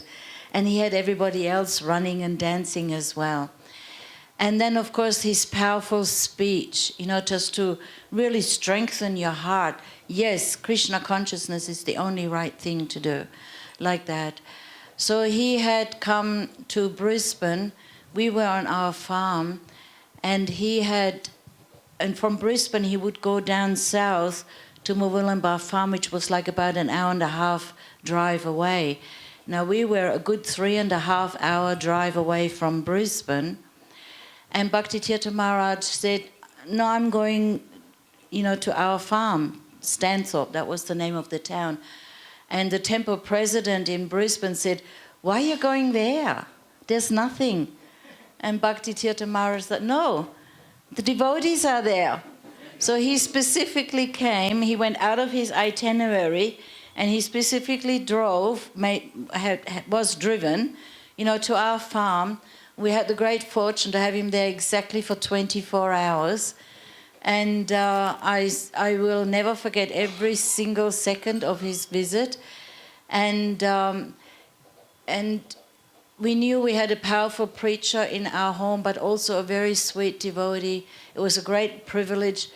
And one of the first things we'd organized for him to, give a lecture in the local town hall. It was only a town of about 5,000 people, small country town in Australia. And so he just asked me, what should I speak? And I said, well, Maharaj, it's a real mixture here. You've got followers of Sai Baba, you've got Christians, you've got Buddhists, and then you've got a few Hare Krishnas. It was a real mixed religious situation. And he was in his element. We came to this town hall. Luckily, quite a lot of people came. And he launched, comparing Christians to Muslims to Buddhists and showing, I wish I could remember, but I'm not so versed in these scriptures. He showed how in every Shastra, the glorification of the holy name is given. So he was right in there. My daughter at that time, she was still doing Odyssey dance. And so he asked, and she did a little performance for him in the town hall. And then they had a lovely exchange where he asked her some of the movements. How do you make some of these movements and what they mean? It was very sweet. And then we were only just living in a hut, really. We didn't have a proper house. And the toilet was outside. It was one of those empty yourself, whatever you call it, toilet. And I was kind of, okay. Anyhow, because he had I'd offered him a cup of tea, and he said, no, I can't drink this. It was a herbal tea because he had these prostate problems. And but we had an organic garden, and at least for his lunch, I managed to get all the vegetables out of the garden and make him a nice, simple, healthy lunch like that. And then we had a group of devotees traveling with him and our family. And I noted the verse, the sloka. He was giving a Bhagavatam class in the morning in our lounge room. And the sloka was one of those impossible slokas, about the time factor and the atom and the this and the that. Like, I'm thinking, oh my God, this is so technical. But he just took the sloka and he read the purport. And then I saw how he spoke in such a way to address each and every person in the room without actually pointing to them or saying anything, but I could see how he was speaking around the sloka in such a way to address each and every person in the room, very, very personal. And he had to share the room at night for sleeping with my husband because we had really no accommodation. Some of the devotees there who'd come, they were staying in a tent or in a caravan and like that. So Maharaj had to share the room with my husband. And we bought him these little slippers, to walk to the toilet in the night with a torch and everything. Anyway, so in the morning I asked him, Maharaj, so did you sleep okay? How was your night? And he just smiled. And he said, it was very musical. Apparently my husband had been snoring the whole night. It was so embarrassing. But he just kind of brushed it off. Well, it was very musical. And anyhow, because these Maharajas are traveling all over, at least you wish them a good night's sleep. And then it was time for him to leave again. And the car was ready. and the devotees were assembling and like that. And he had a funny sense of humor too, you know. Suddenly he stood there next to the car and he was saying, oh, I lost my chain, something like that. And immediately everybody came scurrying. Where, Maharaj? Where? Where did you lose it? Oh, I think somewhere here. And then everybody, every single person was looking very carefully, this corner through the grass, this, and searching. And he was standing there laughing because he suddenly realized he hadn't lost it at all. And he just loved it, the way everybody was coming and crawling on their hands and knees, you know, looking for this piece of jewelry. And then anyway, finally he sat in his car, you know, and he was ready to be driven off. He had to drive now a long way. I mean, he took 3 hours from Brisbane.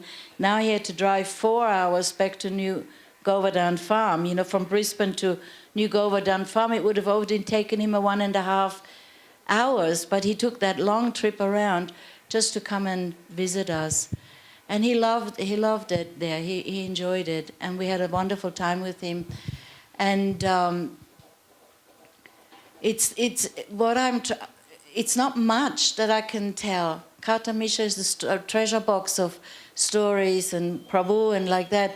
So all I can say at this point, whatever exchanges you're having with your spiritual master, write it down. Because you think you'll remember, but then 20, 30 years go by and actually you can't really so clearly remember, and many things you can't remember. For example, he was very, very unique. He was a forerunner, you know, with his seminars and workshops. That was a new thing in ISKCON back in those days.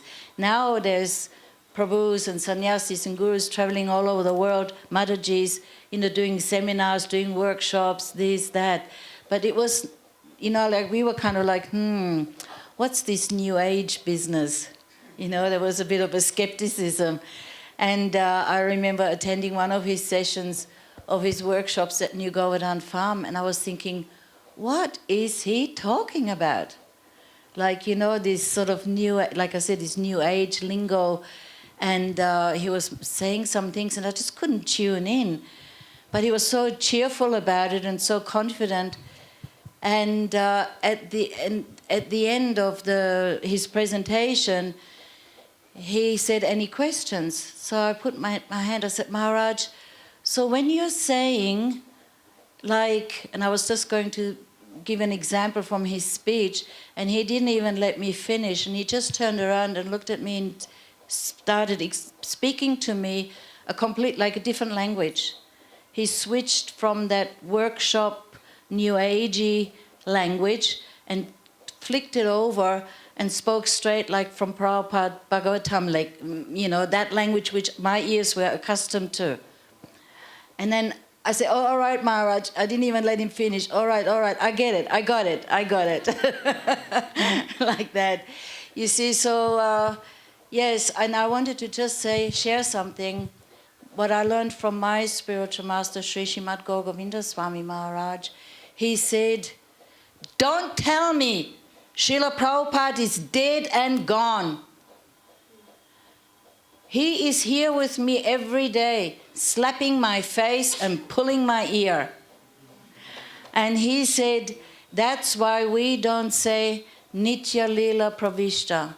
We say Jayom Vishnupad Paramahansa, like that, because he said, don't tell me my spiritual master is gone, dead and gone. He said he's watching, he's aware, he's very aware of what is happening in ISKCON, what's happening with each and every one of us.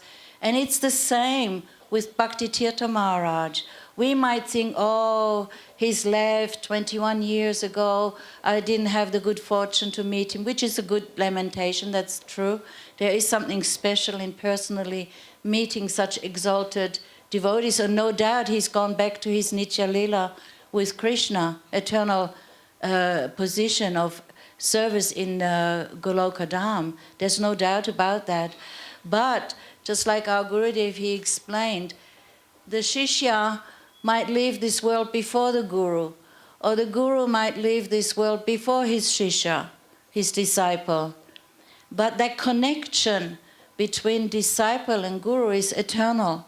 And even if the spiritual master has left, he always has one eye on his disciples. And we are experiencing, we're not just witnessing, we are experiencing this amazing phenomenon. Like I remember reading, Prabhupada saying, there's not a day when I don't feel the presence of my spiritual master. And I used to think, how is it possible? Bhaktisiddhanta Maharaj passed away, I don't know, 1936 or something, in those, right? Something. And Prabhupada now is in 1966, and those years in America.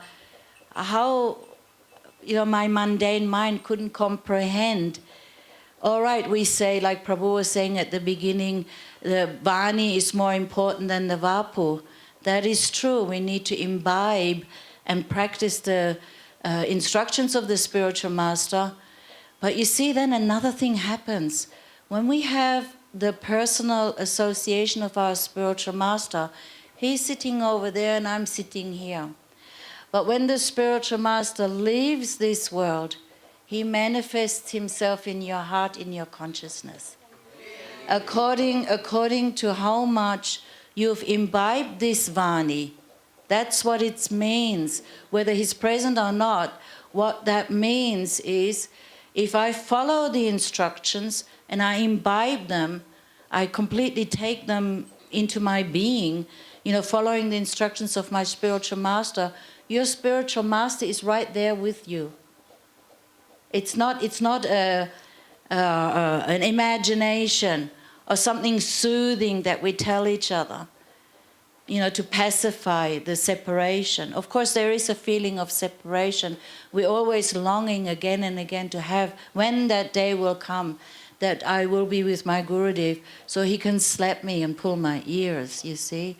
But actually, we imbibe the instructions because we can feel our spiritual master always with us, as long as we desire it.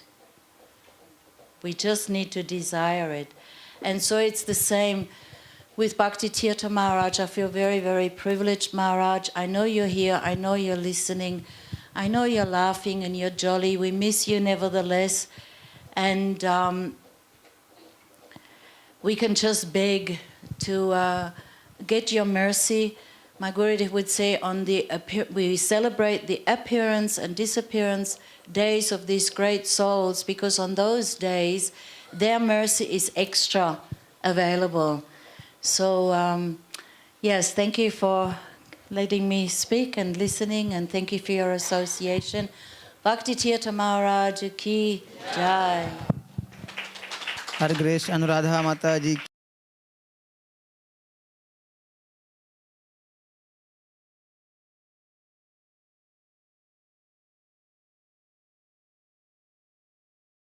For telling us with great conviction that Bhakti Tirtha Maharaj is still present.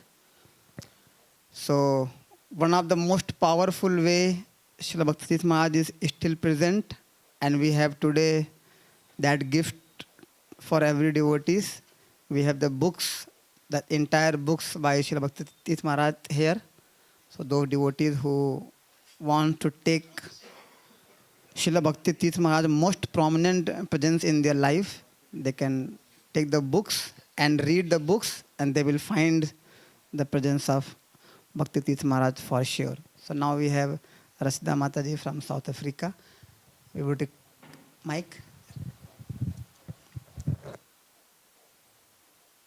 So yesterday on the way I met Mataji, and Mataji was super enthusiastic about so, but she want to tell few things about her Guru Maharaj, and for all of us. We are more eager because we have not seen Bhakti Tirtha Maharaj physically with our eyes or mundane eyes. So we are very, very eager to hear and know more and more about Param Gurudev. Hare Krishna Mataji. Hare Krishna. Namayam Vishnu Padaya Krishna Pastaya Bhutale Srimati Bhakti Tirtha Swami Iti Namine Namaste Krishna Bhat Prabhupada Risidatmane Shri Gaura Karana Shakti Iti Namne Namayom Vishnu Padaya Krishna Pastaya Bhutale Srimati Bhakti Vedanta Swami Iti Namine Namaste Saraswati Devi Gauravani Pracharini Nirvishesha Sunyavari Bhaskaja Satarini Om Gyanatammirandasya Gananjana Shalakaya Chakshurumi Talmena Tasmai Shri Guruve Namo Namaha. First of all, I'd like to offer my pranams and my obeisances unto His Holiness Dhira Damodara Maharaj, and also to all the assembled Vaishnavas. Hearing this wonderful glorification of Srila Gurudev, I'm actually feeling very small right now, because the glorifications has brought out the most intimate and powerful personality in Gurudev. And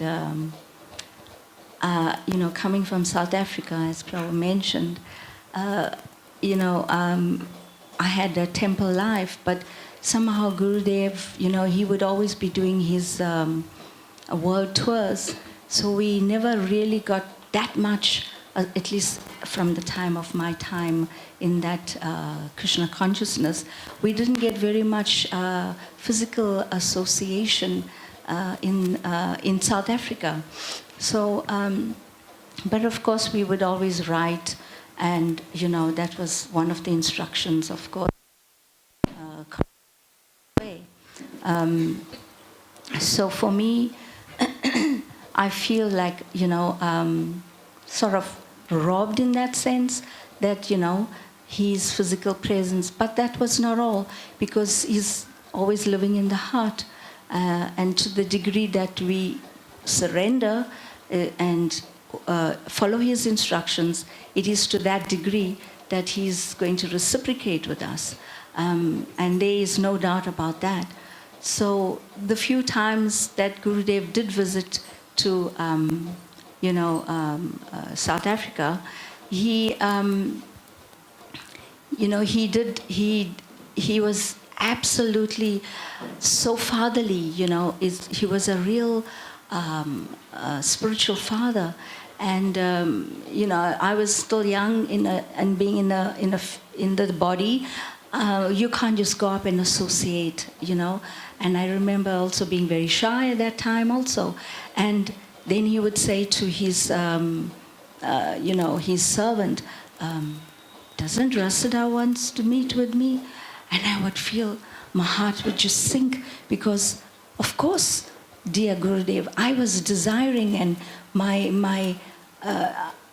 heart was like reaching out. Oh, how can I see Gurudev? When can I see him? And somehow he just reciprocated, and he asked the servant, please ask her to come to see me. And yes, of course, I had a wonderful association in his quarters where he stayed at that time, which was Prabhupada's quarters.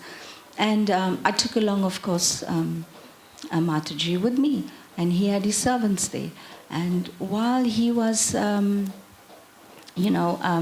chatting to me, then, but there's one thing I always remembered, that, love is in exchange of reciprocation in giving.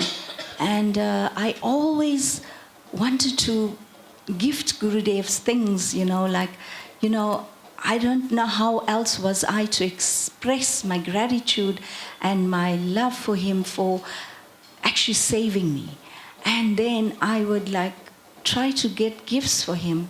And so then he knew that. So I was sitting there, and before I could even present this gift, he called me up and he said, Rashida, come here. Because, like I said, being in this body, I had to have my etiquette. And I would sit a few meters away, and we'd call. And I came up, and then he fished. So I was conscious not to stand in front of him, so I stood beside. And then he fished into his bead bag. And I'm thinking, okay, what is Gurudev? Is there some chastisement coming, or what's coming? I wasn't sure. And then he took out a long red thread, And I thought, wow, what is this? I'm thinking. So he said, this is for you. This is from the inauguration from the Panchatattva. And I almost was totally bewildered. Bewildered in the sense, not that I thought, my Gurudev, I'm not qualified, but here you are, reciprocating this love that because you're residing in the heart, and you know the feelings, you know what's desired. And he says, here. And then I remembered, oh yes, of course, I have this gift. I haven't still yet presented it to Gurudev. So then I said, oh Gurudev, I have something for you as well. And he smiled, this infectious, beautiful smile. And then he said, so I handed it to him, went up to him and gave it. And then he said something so extraordinary to me, which at that time I couldn't really understand, because then for me it was like, oh, Hare Krishna, dear Gurudev, I think I must have caused an offense by what he said to me, of course. I will say so. And I prayed and I thought, this must be an offense. Because when he received the gift, he said something to me like this, oh, you are always challenging me in love. And I thought, Hare Krishna, what did I do wrong? I'm thinking, but I didn't express it. And then, I was not one to openly come up to Gurudev and just speak out. So I thought, how do I express myself now in relation to what he just said? So then I, of course, sent an email out, and I expressed. And I think, years much later, I kind of understood, somehow the realization had come as to what Gurudev really meant.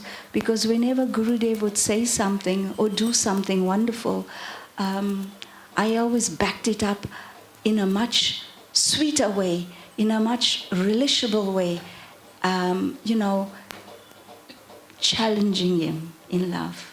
And then I realized, wow, because I would sift through Shastra or some wonderful discourse that I might have heard, so that to express the spiritual master and disciple relationship. And this is how I would express myself towards Gurudev. And then he would say, oh, so this is what I actually understood it to be. And of course that's not it's wonderful, but it's not something that was not given, because devotees, we had a lot of association with various different Gurudevs, but I always prayed, and I thought, Srila Prabhupada, I don't know who's my Gurudev, and I even served. Being in the temple, I even served the various, gurus, and I thought, I need something, and I prayed to Krishna, prayed to Prabhupada, please show me who is my Gurudev, because I have demands. I'm not qualified, but I want someone powerful, bold, wise, extraordinary, and totally gifted, and who's going to pull me out of this material world. Those were my prayers.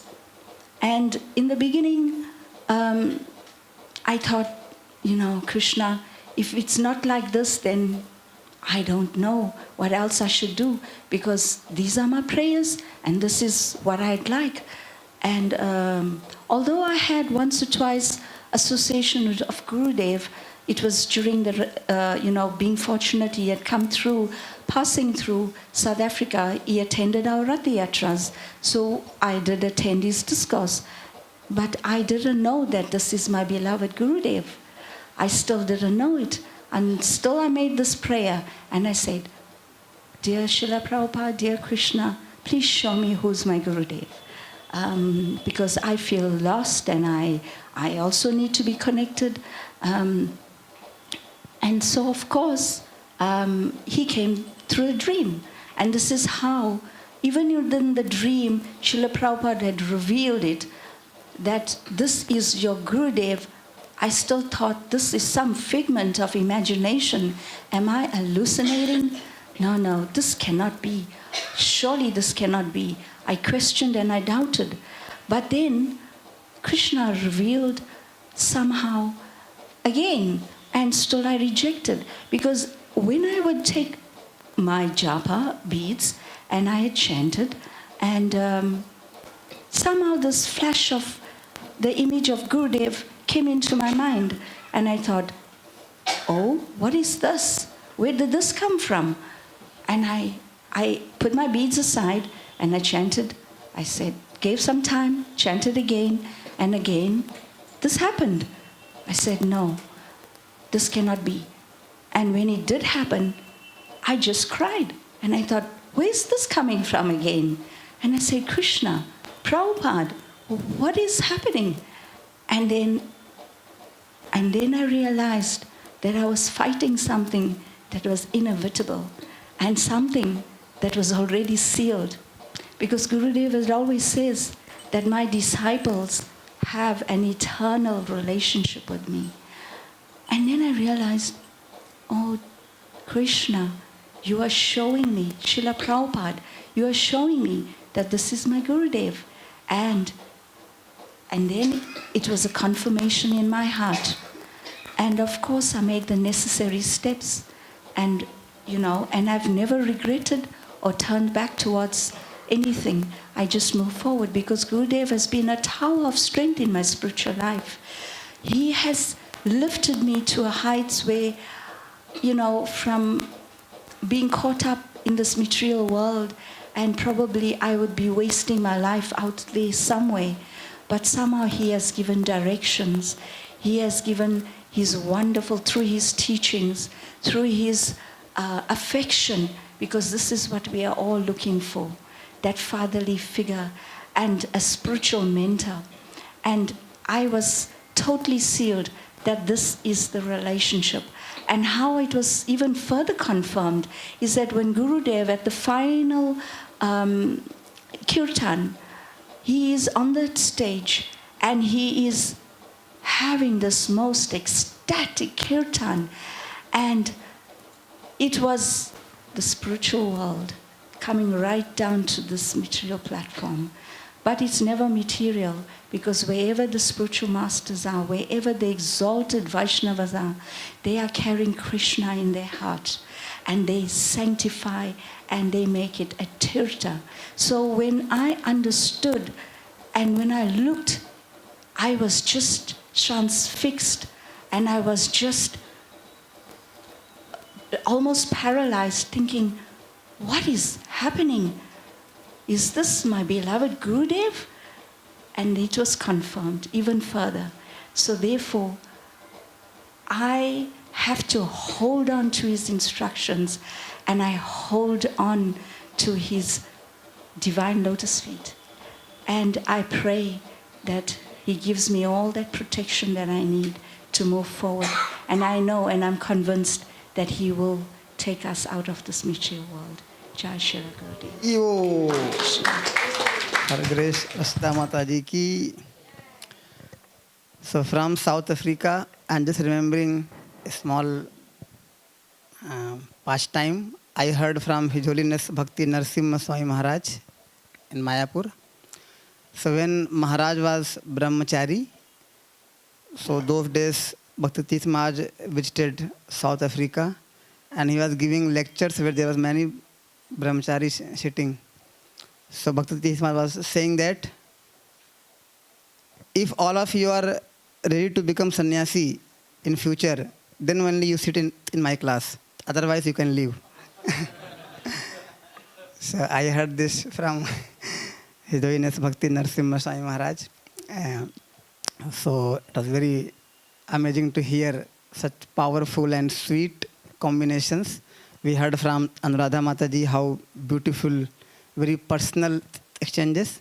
At the same time, many bold, serious things about Srila Bhakti Tirtha Swami Maharaj. So now we would like to hear something from His Grace Dhritarashtra Prabhuji. Prabhuji will speak in Hindi, and after that, in summary, Prabhuji's son will speak in English. We are having very less time now, so we would request the devotees to be fixed to the 3 minute. तो अभी time बहुत कम है, तो बस 2-3 minute ही भक्त लोग बोलें ताकि और भक्तों को भी मौका मिले आगे बोलने के लिए. हरे कृष्ण. हरे Krishna. His Holiness Bhakti Tirtha Swami Maharaj की जय. भक्ति तीर्थ स्वामी महाराज के डिसाइपल की जय. आज के आनंद का दिन की जय. मैं महाराज से मिला दिल्ली में. उस समय ग्रेटर कैलाश था. स्टॉप कैलाश बाद में हुआ.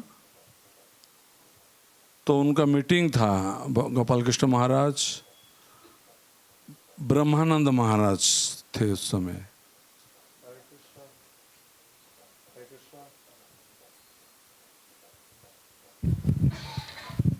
Hare Krishna. So he says that Prabhuji, my father, he met His Holiness Bhakti Tirtha Swami Maharaj in Delhi, Shri Radha Parthasarthi temple, when he was about to have a meeting with His Holiness Gopal Krishna Goswami Maharaj, which was in Greater Kailash. Later it named as East of Kailash. तो ये तीनों महाराज का, ब्रह्मानंद महाराज, भक्ति तीर्थ महाराज, गोपाल कृष्ण महाराज का meeting था. तो meeting के बाद महाराज 2-3 दिन थे भक्ति तीर्थ महाराज दिल्ली में. उनका प्रोग्राम था. So Maharaj was there for 2-3 days programs in Delhi. तो जितने भी प्रभुपाद के डिसाइपल, सन्यासी, गुरु, कीर्तनानंद स्वामी महाराज से लेकर के जितने भी बड़ी कृपा हमारे ऊपर हुआ, उनके संग मुझे मिला जय राधा माधव में मृदंग बजाने का. So during the meeting, the event, all the sannyasis right from His Holiness Kirtananda Swami Maharaj and all other sannyasis were present at that point of time. And my father was blessed, and he got the mercy to have the association of all the sannyasis for playing mridanga for the bhajan of Jai Radha Madhav. तो महाराज का lecture, जहाँ पे programme था lecture, राजा अम्बरीश और दुर्वासा का ऊपर प्रवचन था. So the lecture was based on King Amrish and Durvasa Muni. हाँ. तो महाराज पहले बोले कितने लोग को हिंदी आता है, कितना को इंग्लिश आता है. तो 50 से ऊपर इंग्लिश वाले थे. हम दोनों व्यक्ति थे, सत्यव्रत प्रभु, हम दोनों थे Hindi. So before Maharaj began his lecture, he asked how many people can understand English. So 50 people raised their hands except my father, and there was another devotee called Satyavarta Prabhu. वैष्णव इतने दयालु होते, बोले ठीक है 2 जन चल जाएगा, ऐसा कुछ नहीं सोचे. बोले नहीं, दीवाल का भी कान है और ये तो भक्त है, तो हिंदी में ट्रांसलेशन होना चाहिए. So for the mercy of 2 devotees, Maharaj requested that there has to be a translation in Hindi. महाराज बोले अगर 50 सुन लेगा और ये दोनों अगर नहीं समझ पाएगा तो हमारी कथा का कोई मतलब ही नहीं है. So Maharaj said that if 50 people can understand English, but if these 2 devotees won't understand English, then giving my lecture is going to be baseless and pointless. जब दुर्वासा अम्बरीश को जब श्राप दिया, जब अम्बरीश के केबिन से सुदर्शन चक्र दुर्वासा का पीछे पीछे गया, ये कथा सुना रहे थे महाराज, ये प्रवचन. So like when King Amrish, when he was cursed, the Sudarshan Chakra was following behind him, and that's the lecture Maharaj was elaborating. तो दुर्वासा आप लोग कथा सुनते हैं, सारा ब्रह्मांड घुमा, ब्रह्मलोक, शिवलोक अंत में वैकुंठ में जाके पहुंचे. So King Durvasa, he was actually, Ambarish Maharaj, he was running all around the universe, all the planets and everywhere, and finally he reached to Goloka. तो भगवान के पास जब पहुंचा, भगवान बोले दुर्वासा अहम भक्त पराधीना, मैं भक्त का अधीन हूँ, तुम मेरे हृदय में कोई स्थान नहीं है तुम्हारे बारे में सोचने के लिए, तुम आपस अम्बरीश के पास जाओ. So when Durvasa Muni, when he reached to Vaikuntha and he was asking for protection of his life, that's where Vishnu says that you need to go back to the devotee, Ambarish Maharaj. Durvasa आपस अम्बरीश के पास आया तो भगवान ने बता दिया वैष्णव के पास क्या शक्ति है. भगवान कृपा नहीं करेंगे. मैं कल सुन रहा था एक महाराज का लेक्चर, भगवान कृपा नहीं करेंगे, वैष्णव कृपा करेंगे. हम भक्ति करेंगे तो भगवान कृपा करेंगे, लेकिन वैष्णव बड़े दयालु होते. तो ऐसे भक्ति तीर्थ महाराज का प्रवचन सुना तो उसी दिन से मैं थोड़ा समझ में आया उनके लेक्चर से. So ever since my father heard the Hindi translation of the lecture, so since that lecture my father started trying to understand Maharaj lecture from that moment. नहीं तो मैं पहले यही सोचता था ये दीक्षा देते बीच में बैठ के, उसके बाद सारे शिष्य लोग दक्षिणा इधर इधर मांग के लाते, फिर इनको दे देते. भाई इनका काम ऐसा ही है, मैं यही सोचता था. लेकिन बाद में मैं समझा वैष्णव का क्या महत्वपूर्ण है, क्या शक्ति है. So like my father, he comes from a village background, so he had the perception and assumption that the sannyasi they give initiations to the disciples to collect donations and they just travel around the world. That was the wrong assumption. हम लोग वैष्णव ठाकुर दया के सागर जो भजन गाते, ये दया के सागर है. हम ये नहीं सोचना चाहिए वो उनका गुरु महाराज है, उनका गुरु महाराज है, इनका गुरु महाराज है. नहीं, जिसी का गुरु महाराज हो बिना इनवाइट करने से भी वहाँ पहुँचना चाहिए. So like the main point of having the love and mercy and devotion of the Vaishnavas is that we should never just be restricted to only our Guru Maharaj. We should have the same love and affection for all the Guru Maharaj in our movement, even though there is some kind of Vyasa Puja or anything is happening nearby or anywhere, we should be present ourselves without an invitation. मुझे उनकी प्रवचन सुन के मैं बहुत प्रभावित हुआ. महाराज के साथ 3 दिन प्रोग्राम करने के बाद मुझे एक ये टेप रिकॉर्ड दिए और 3 प्रभुपाद का हिंदी लेक्चर दिए. बोले ये आप सुना करो, महाराज से ये कृपा हमको मिला है. So after having the 3 days association with His Holiness Tirtha Swami Maharaj, on the last day he gave a small tape recorder and 3 cassettes of Srila Prabhupada which was in Hindi to listen. बहुत सावधान से गुरुदेव की वंदना करके भक्ति में हम लोग आगे बढ़ना चाहिए और वैष्णव निंदा से दूर रहना चाहिए. Hare Krishna. So we should always listen to our Guru Maharaj instructions and to protect ourselves from Vaishnava Aparadha. Hare Krishna. Dhritarashtra ji ki jai. So now we have Vishnu Prabhu ji.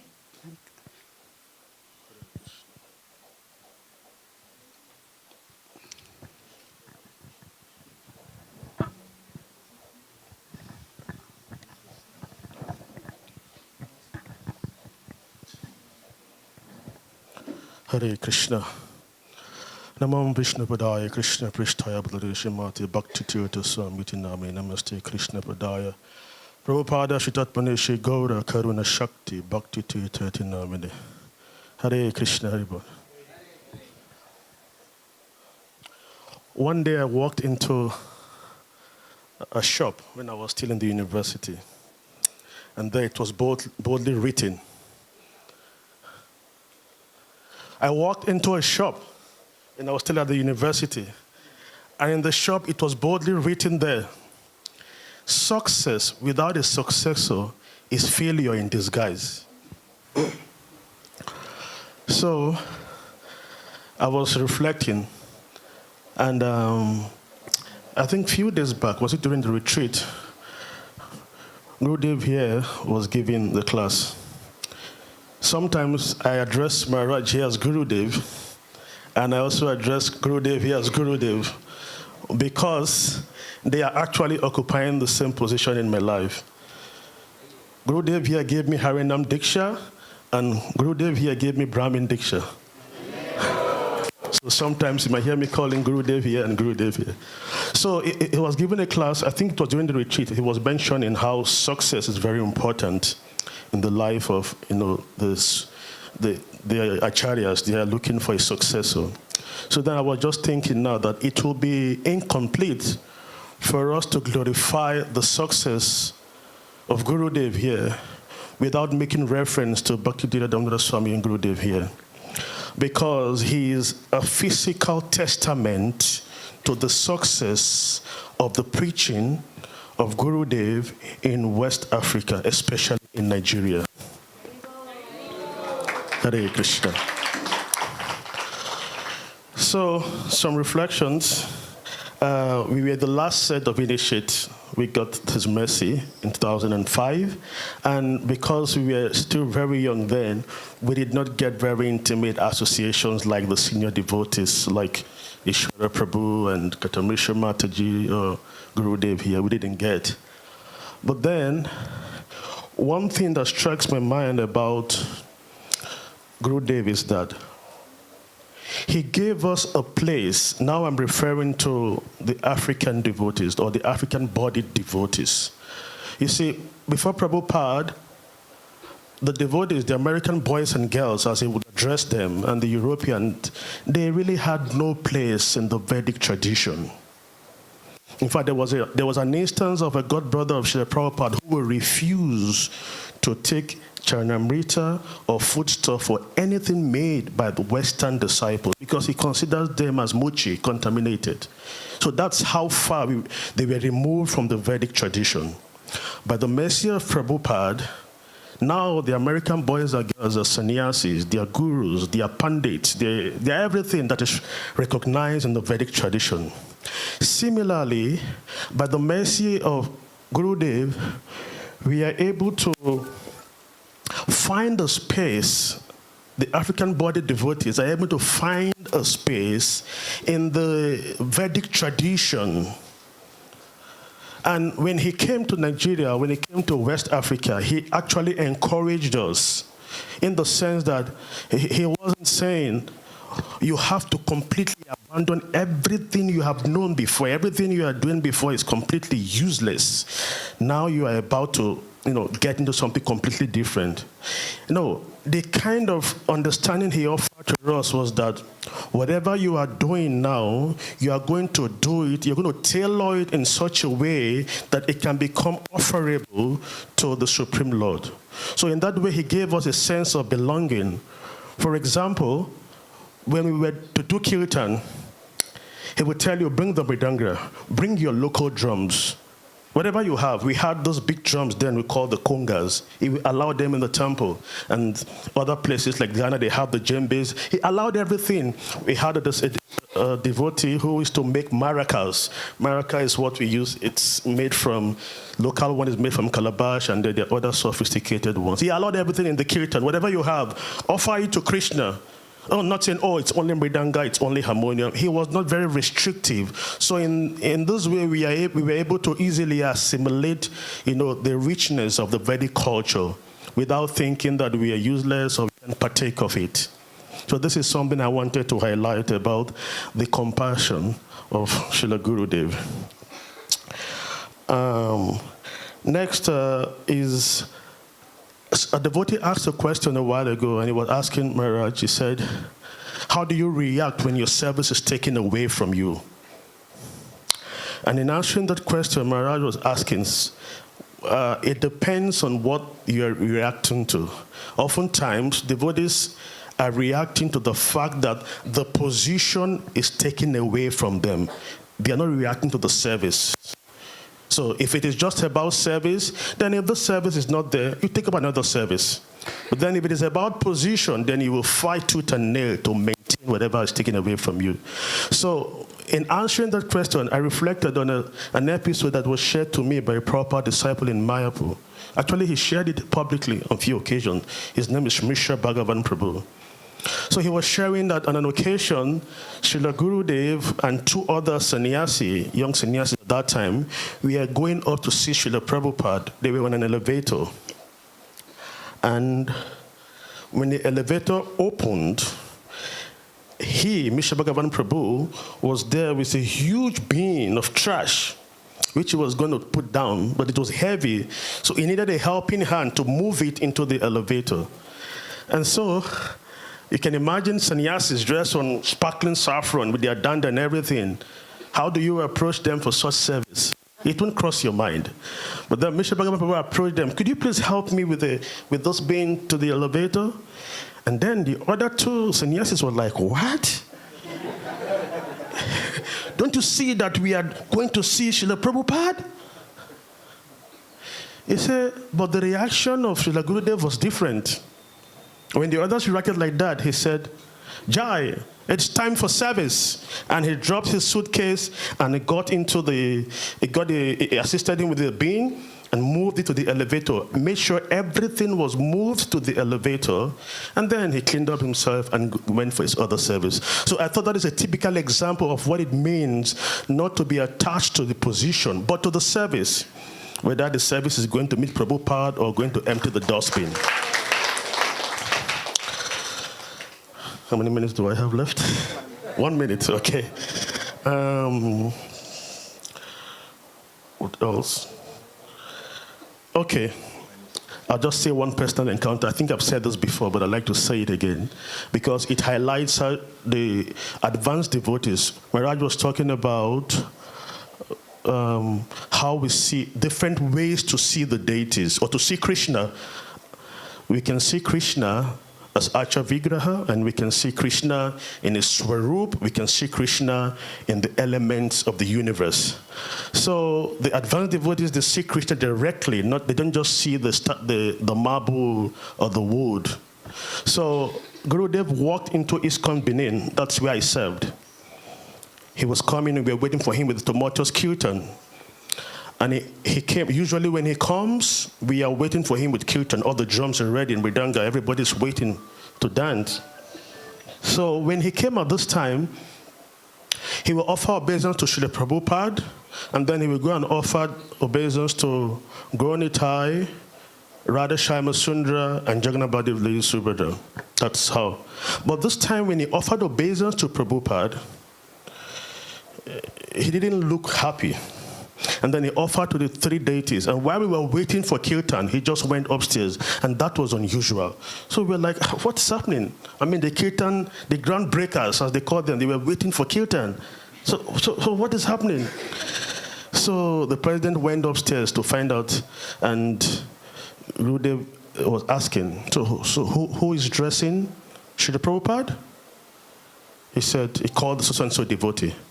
He said, I greeted Prabhupada today and he did not respond.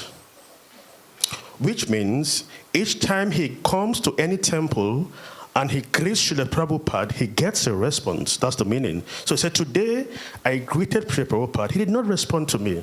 So whoever is dressing the day, Srila Prabhupada should be changed. And he later came down and we had the Kirtan, which is the medicine we were expecting. So the next day he was chanting his japa and pacing around as he usually does in the temple. And this devotee who was dressing Prabhupada then was sitting down, his head down, and he was chanting. And Gurudev, as he was pacing, he went to him and told him, you don't treat Prabhupada like an idol. Prabhupada is not an idol. He is there physically. So this also demonstrates how Srila Gurudev here was having a direct relationship with the spiritual master. Hare Krishna. So on this auspicious day of his appearance, we pray that our practice of devotional service has not been smooth, has not been perfect, has been filled with mistakes and errors, and this is not befitting of a disciple to offer to his Guru Maharaj. So we pray that he is able to help me in this direction, make my resolve to practice properly very strong, so that whatever it is that are my misgivings will be destroyed. Hare Krishna. Hare Krishna. His Grace Vishnu Prabhu ki Jai. So, we have not received any written name for anybody else. If we have anyone last person from the audience, if anyone would like to speak or glorify, otherwise we will go ahead to our next program. So now to the continuing our program, we would like to request Srila Gurudev to give his offering to Srila Param Gurudev. And after Srila Gurudev speaks, we'll have Pushpanjali and Aarti, and ending the program with this.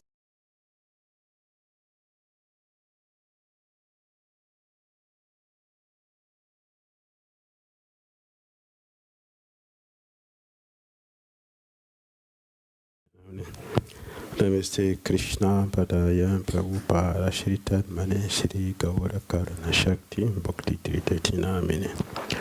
Namo Vishnu Padaya Krishna Pritai Bhutale Srimati Bhakti Vedanta Swami Namne. Namaste Saraswati Devi Gaura Vani Pracharini Nirvisesa Sanyavadi Pastacha Desacharini. Jai Shri Krishna Chaitanya Prabhu Nityananda Shri Advaita Gadadhara Sri Vasari Gaura Bhaktivinoda. Hare Krishna Krishna Krishna Hare Hare Hare Rama Rama Rama Hare Hare. His Holiness Bhakti Tirtha Swami Maharaj disappearance ki.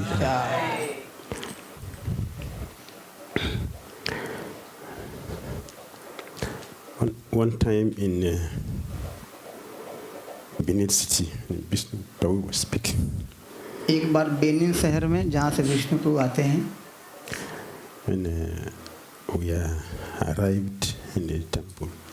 जब हम लोग मंदिर में आए. And usually heavy kirtan. सामान्यतः जब भी मंदिर में आते थे, गुरुदेव बहुत कीर्तन करते थे. Gurudev is completely wet. पूरी तरीके से भीग जाते थे. He removed his kurta. अपना कपड़ा उतारते थे. Only the chadar was kurta उतार के चादर को उत्तरी पहनते थे. Chadar was so wet. उसके बाद चादर भी होता था गीला. So after the kirtan, कीर्तन के बाद then we went to his room. हम कमरे में गए. So he wanted to remove the dhoti. तो आपस धोती उतारा था उनके शरीर में. He was struggling. लेकिन वो धोती उतार नहीं पा रहे थे. He was struggling with the dhoti. बहुत मुश्किल से धोती को खोल नहीं पा रहे थे. इतनी तेज थी. Saw him struggling. I joined him. तो जब देखा मैंने कि गुरुदेव गांठ नहीं खोल पा रहे हैं, तो मैंने भी गुरुदेव की सहायता के लिए मैंने भी प्रयास किया खोलने का. He took over from me. He took over. उन्होंने मुझे हटा के खुद ही खोलने लगे. 30 minutes were going on and on. आधा घंटा चल रहा है, धोती नहीं खुल रही है. The dhoti, it was too tight that it tore. We have to tear it to. फिर धोती को फाड़ना पड़ा. To remove the dhoti from his waist. तब जाकर वो धोती खोली गई, नहीं तो खुल नहीं रही थी गांठ. I was thinking, why is it tight? It's so tight like this. तो मैं सोच रहा था इतना कस के क्यों गांठ बांधते हैं. He knew he was going to dance. उनको पता था कि वो नृत्य करने वाले हैं. Tight it, very tight. नाचने के पहले उन्होंने बहुत कस के बांध लिया था. We have to tear it. अब हमें फाड़ना पड़ा धोती को. Before he removed the dhoti. तब जाके धोती उतरी. I was thinking, why is so tight? तो मैं सोच रहा था इतना ज़्यादा क्यों कस के बांधा है. Until when I heard from His Holiness Radha Maharaj, फिर जब मैंने सुना एक लीला परम पूज्य राधा स्वामी महाराज से, before it became very clear, तब मुझे स्पष्ट हो गया ऐसा क्यों करते हैं. I was also remembering तब मुझे स्मरण आया when Sri Chaitanya Mahaprabhu took sannyas. भगवान चैतन्य महाप्रभु संन्यास क्यों लिए थे. After the sannyas ceremony, संन्यास का जब हो गया आयोजन, Chaitanya Mahaprabhu said, चैतन्य प्रभु बोले Kirtan, कीर्तन, and devotees started. और भक्तों ने शुरू किया कीर्तन. Sri Chaitanya Mahaprabhu merged into the chanting. Chaitanya Mahaprabhu उस कीर्तन के आवेश में खो गए. His danta flew to the air. उनका डंडा हवा में उड़ गया. The water pot to this direction. और उनका जो कमंडल था वो भी उड़ गया. The dhoti different direction. धोती भी उड़ गई अलग. He was on the floor. और वो जमीन पर लोटपोट कर रहे rolling थे. on the floor. लोटपोट कर रहे थे. His guru, उनके गुरुदेव Kesava Bharati, Keshav Bharti, the same thing. वे भी ऐसे कर रहे They थे. were on the floor गुरु शिष्य दोनों लोटपोट कर रहे हैं without dhoti. बिना धोती पहने हुए.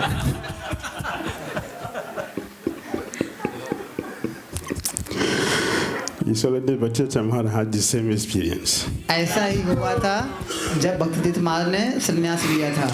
So the day he took sannyas, जिस दिन वो संन्यास लिए, so after the sannyas, संन्यास लेने के बाद Kirtan, कीर्तन शुरू हुआ. so he was dancing. वो नृत्य कर रहे थे Dancing. और नृत्य कर रहे He थे leaped up to the air. और उठे ऊपर आकाश में ऊपर उड़े. The dhoti didn't go to them. The dhoti went down. और वे ऊपर जंप लगाए और धोती नीचे गिर गई. Only copy was there. फिर कोपीन बची बस उनका. It's okay. From that experience, तब से उस दिन के बाद से the dhoti भक्ति तीर्थ महाराज धोती को बहुत कस के बांधते थे कि कभी खुले नहीं. he never had the same experience again. ताकि दोबारा ऐसा कभी ना हो कि धोती खुल जाए. To tie it very tight every time he went बहुत to dance. तेजी से गांठ लगाते थे. उसके बाद नृत्य करते थे. So when this Bhakti Tirtha Maharaj ki jai. And then this for 2 days now, अभी कुछ दिनों से we have been hearing the pastimes of Narada Muni and Maharaja Prachinabarhisat. हम लोग सुन रहे हैं बातचीत नारद मुनि और राजा प्राचीन बरसत के बीच भागवतम से. Narada Muni came to Prachinabarhisat Narad ji मिलने आए प्राचीन बरसत से to preach Krishna consciousness. Krishna भावना मत का उनको प्रचार करने के लिए. But Narada Muni saw जब देखे Narad ji to tell him, कि इनको कैसे बताया जाए you are not a body, you are a spirit soul. कि आप शरीर नहीं आप आत्मा हो. It will be difficult for the materialistic king to digest it. यह बड़ा कठिन होगा एक भौतिकतावादी राजा के लिए पचा पाना तुरंत. So Narada Muni तो Narad ji started to preach to the king उनको प्रचार करने लगे इस प्रकार by telling story. उन्हें एक कहानी उपमा सुनाकर Puranjana. पुरंजन की कहानी. So I said, तो मैंने कहा Narada Muni is the best bridge preacher. तो नारद जी एक सेतुबंद प्रचारक हैं. इस प्रकार इस तरफ से उस तरफ कैसे लेके जाना है यह नारद जी बहुत अच्छे से जानते थे. He knows the consciousness of his disciples. वे जानते हैं कि मेरे शिष्य किस चेतना के हैं, मुझे क्या ज्ञान देना है. And he deal with them exactly. और वैसे ही करते थे भक्ति तीर्थ महाराज. He elevated their consciousness. और अपने शिष्यों को बहुत नीचे से ऊपर उठाकर लेके आते थे. This is special quality Narada Muni has. यह जो विशेष गुण है नारद जी का Among other qualities. अन्य गुणों में If you see his Holiness Bhakti Tirtha Maharaj had the same mood, the ऐसा same ही mentality. महान गुण और भाव मानसिकता थी परम पूज्य भक्ति तीर्थ महाराज में भी. His teaching is based on the consciousness of the audience. उनकी शिक्षाएं जो जीवात्मा हैं उनकी चेतना के अनुसार वो उन्होंने शिक्षाएं दी हैं. He connects with the audience. वे अपने लोगों से जुड़ते हैं, श्रोता से जुड़ते हैं. Out of compassion. करुणावश. The same thing Narada Muni, the word Narada Muni is used, compassion. ऐसा ही नारद जी ने किया करुणावश. mystic power. योग शक्ति, Gurudev also has mystic power.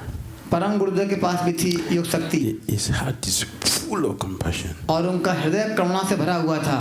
His heart उनका हृदय constantly melt हमेशा पिघलता था out of compassion करुणावश for living entities. जीवात्माओं के लिए. Many times बहुत बार he's giving class. वे कथा देते थे He will cry on the asana. और रोते थे आसन में बैठकर. Devotee asks, भक्त पूछते थे, what is the problem? क्या समस्या है, आप क्यों रो रहे हैं? Gurudev said, गुरुदेव बोलते थे, many of you, looking at you, many of you are thinking of giving up Krishna consciousness. मैं देख रहा हूँ कि तुम में से बहुत लोग जो यहाँ बैठे हैं, तुम लोग भक्ति को छोड़ने वाले हो. Means you are very wicked. इसका अर्थ है कि तुम बहुत कपटी हो. You don't want to help yourself. तुम अपनी सहायता नहीं करना चाहते. You don't want to help family members. और ना तुम अपने परिवार वालों की सहायता करना चाहते हो. And you don't want to help the world. और ना तुम संसार की सहायता करना चाहते हो. Not being a devotee is wickedness. अगर आप भक्त नहीं बनना चाह रहे हो, इसका मतलब आप बहुत धूर्त और कपटपन कर रहे हो. He's crying. यह अपराध है, जघन्य अपराध है. Because of this, इसकी वजह से crying. गुरुदेव रोया करते थे. So he established Institute for Applied Spiritual Technology. तो उन्होंने एक संस्था खोली जहाँ पर आध्यात्मिक तकनीक को कैसे सिखाया जाए. And और like Anuradha Mataji was saying, माता जी बोल रही थी, seminar, ये सेमिनार क्या होता है, वर्कशॉप क्या होता है, ये सब उस समय क्या था. वर्कशॉप का मतलब क्या है? When you say workshop, ordinarily, what do you mean? तो सामान्यतः क्या होता है वर्कशॉप में?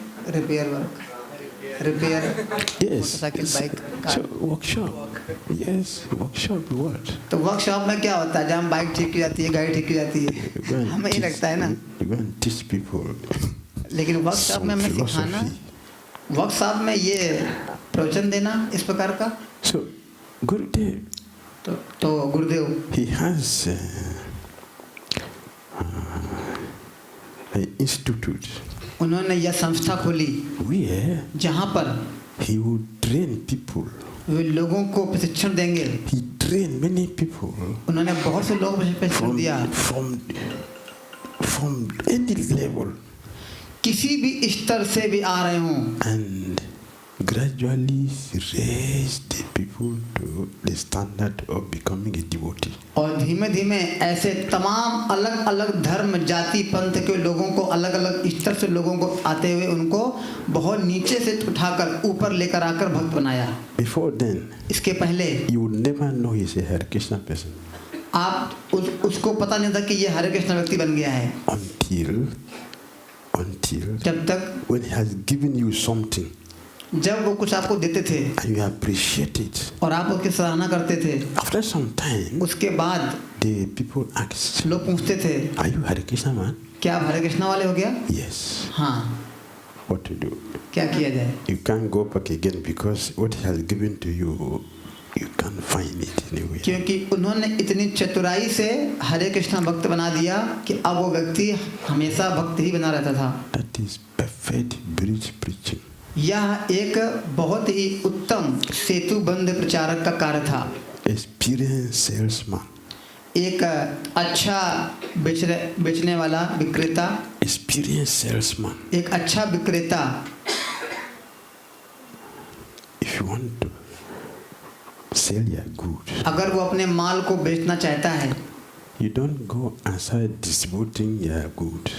तो वो बस ऐसे ही अपने माल को बांटता नहीं है. First of all, सबसे पहले you go to the market. वो जाता है मार्केट में and look at what is the interest of people. और देखता है कि लोगों की रुचि कहाँ पर है. Then लोग क्या पसंद करते हैं. can design your product. फिर लोगों की रुचि पसंद को जानकर अपने माल को ऐसे बनाते हैं. It will sell. तब जाके आपका माल बहुत बिकेगा. Solanus Bhakti Maharaj is like that. परम पूज्य भक्ति तीर्थ महाराज ऐसे प्रचारक थे. He knows how to raise people consciousness. उनको पता था लोगों की चेतना को कैसे उठाना है. To Krishna consciousness. ताकि वो कृष्ण मानवभावित बन सकें. If you have read just one book, अगर आप इनमें से एक भी पुस्तक आप पढ़े होंगे, I'll tell you. मैं बताता हूँ. If you read, अगर आप पुस्तक पढ़ते हैं, the book, पुस्तक, carefully, ध्यानपूर्वक you will see आप देखेंगे that Gurudev कि गुरुदेव ने will prepare your consciousness for Krishna consciousness. आप अगर पुस्तकों को पढ़ेंगे आपको पता चलेगा कि इन पुस्तकों को पढ़ के आपकी चेतना कृष्ण भावना भावित कैसे हो जाएगी. Majority of us हम में से अधिक लोग are in Krishna consciousness, जो हैं कृष्ण भावनामृत में, but not for Krishna consciousness. हम लोग कृष्ण भावनामृत के लिए नहीं आए हैं Because you don't have the foundation. क्योंकि हमारा नींव अच्छा नहीं है. Right? Gurudev gave the foundation for Krishna consciousness. लेकिन गुरुदेव वह नींव वह समझ हमको दे रहे हैं कि हम बहुत नीचे से कैसे ऊपर उठ के आए. Prepare the consciousness. हमारी चेतना की तैयारी करते हैं अपनी किताबों से. That if you read the books, अगर आप पढ़ेंगे उनकी पुस्तकों को, you have a better approach towards Krishna consciousness. तब आप कृष्ण भक्ति की अधिक सराहना अच्छे से कर पाएंगे. Many practical technologies. बहुत सारे व्यवहारिक तकनीकें दी हैं रोजाना की, रोजाना जीवन में अपनाने वाली. If we follow, अगर उनका हम पालन करेंगे, be a good devotee. हम एक बहुत सुंदर अच्छे भक्त बन जाएंगे. Example.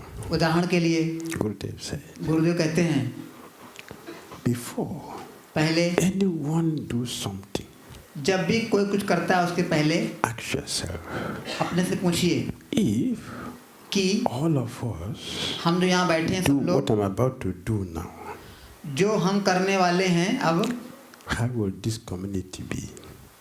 क्या होगा मेरे काम से इस पूरे समुदाय पर, क्या इसका असर पड़ेगा अगर सब लोग करते हैं ऐसा. तो Makes sense. समझ में आया? अगर मैं जो काम कर रहा हूँ अगर ये काम सब भक्त लोग करेंगे तो ये समुदाय कैसा हो जाएगा. For example, उदाहरण के लिए if अगर all of us are not in a Mangalarti tomorrow morning, if all of us did not go for Mangalarti, अगर हम सब लोग कल कृष्ण बलराम मंदिर में मंगल आरती में न जाएं, what will happen tomorrow morning? तो कल सुबह क्या होगा मंदिर में? Nobody will there. तो मंगल आरती होगी नहीं. So before you think, तो आप सोचिए आप I'm too tired, कि मैं बहुत थका हूँ आज, I don't have to go for Mangalarti today, I'm too tired. अरे मैं बहुत थका या थकी हूँ तो मंगल आरती आज नहीं जाऊँगा. Ask yourself, अब अपने को पूछिए, other people think the same way, अगर सब लोग मंगल आरती कल ना जाएं who will be there? तो वहाँ मंगल आरती में कौन होगा? Nobody will be there. कोई नहीं होगा. Therefore, इसलिए drag your body to Mangalarti. अपने शरीर को खींच के झेल के लेके जाओ मंगल आरती में. That the sacrifice या त्याग करना होगा. we have to pay हमें to become Krishna conscious. Krishna भावना भावित बनने के लिए करना होगा. And many other examples like that. और ऐसे बहुत सारी तकनीक दी हैं गुरुदेव ने किताबों में. So, तो he's a personality तो जो उनका व्यक्तित्व है that कि came to help the world वे इस संसार की सहायता करने के लिए अवतरित हुए थे. with special qualities. यह उनका एक उत्तम गुण था, विशेष गुण था. If you look at him carefully, ध्यान से देखेंगे उनके जीवन को, he was ahead of all of us. वह समय से बहुत आगे चल रहे थे. Very much ahead. बहुत आगे थे समय से. He was talking. वे बातचीत करते थे. Protection of women. स्त्रियों की रक्षा, protection of children, बच्चों की रक्षा, produce our own food, अपना भोजन स्वयं उगाओ, get our own things to wear. जो भी हम पहनते हैं वे हम खुद ही बनाएं. 50 years ago, 50 साल पहले ये बातें कर रहे थे वे. he was talking about it. ये सब बातें कर रहे थे. Now, अब आज देखिए क्या हो रहा है. ISKCON is talking about child protection. अब आज ISKCON बात कर रहा है कि बच्चों की रक्षा होनी चाहिए. When it is already a crisis. जब अब बहुत देर हो चुकी है, अपराध हो चुके हैं. And it is not working. और अब काम भी नहीं कर रहा है. Because we are not prepared. क्योंकि हम तैयार नहीं हैं इसको झेलने के लिए. If we have started, अगर हमने तब शुरू किया होता, the time, तो अब आज he was talking about this, जब वे ऐसा बोल रहे थे, we'll have everything ready before the time now. अगर तब हम शुरू कर दिए होते, आज हमारे पास सारे साधन होते इन सब के लिए. Few years ago, कुछ वर्ष पहले की बात है. in मायापुर में Kaunteya Prabhu, श्रीमान कौंतेय प्रभु, he said, वे बोले, I don't like what Bhakti Tirtha Maharaj did. मुझे पसंद नहीं आया एक बात जो भक्ति तीर्थ महाराज की अपने जीवन I में, don't like what he did. मुझे पसंद नहीं आया. So we are listening. What did he तो do? हम सब लोग सुन रहे थे क्या पसंद नहीं आया इनको. What did he do? ऐसा वो क्या काम किए? He said, वे बोले, when he was talking about child protection, जब वे बोल रहे थे कि बच्चों की रक्षा होनी चाहिए, self-sufficiency, अपना भोजन स्वयं उगाना है, don't listen to him. हमने उनकी बातों को नहीं सुना था. But now अब that we are ready, अब जब हम तैयार हैं, he left. तो गुरुदेव छोड़ के चले गए हमको. The time we needed him, but he left us. जब हमें उनकी आज जरूरत थी, अब आज वो नहीं रहे हमारे साथ. That is what will always happen. यह तो हमेशा ऐसा ही होता है. Krishna send his representatives here. जब कृष्ण भेजते हैं अपने प्रतिनिधियों को यहाँ पर, We don't take advantage of them. हम उनका लाभ उठाते. What will Krishna do? तो कृष्ण क्या करेंगे? Take him back.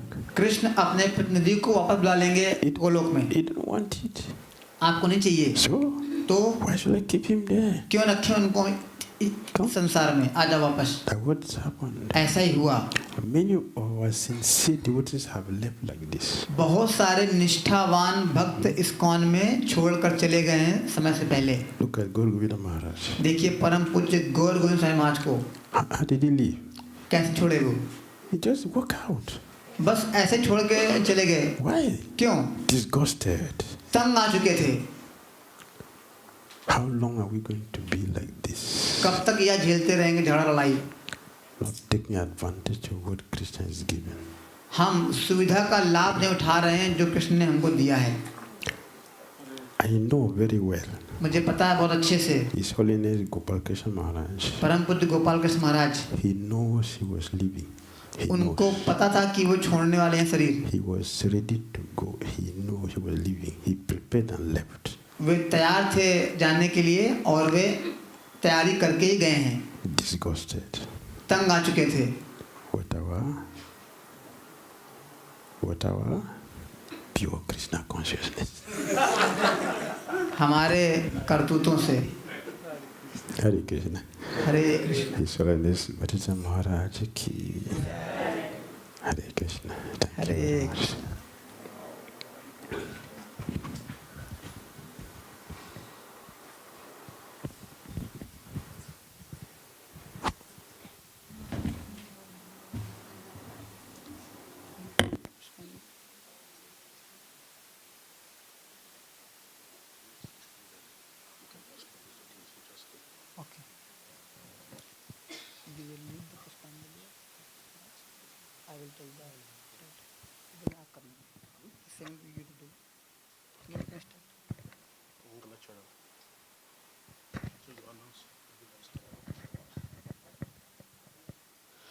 So now we all can stand up and we will do the Pushpanjali.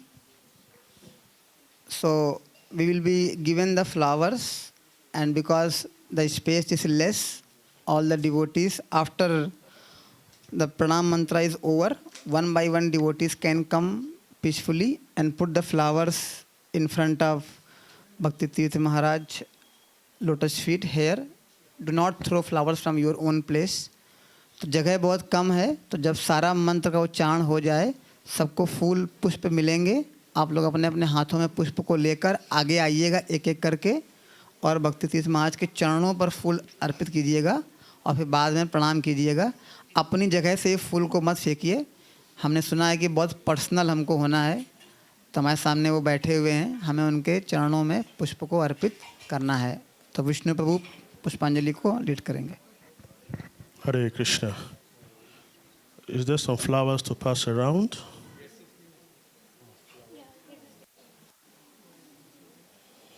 So first we recite the mantra from the beginning to the end, and then we recite Srila Gurudev's Pranam 3 times, and then we throw the flowers.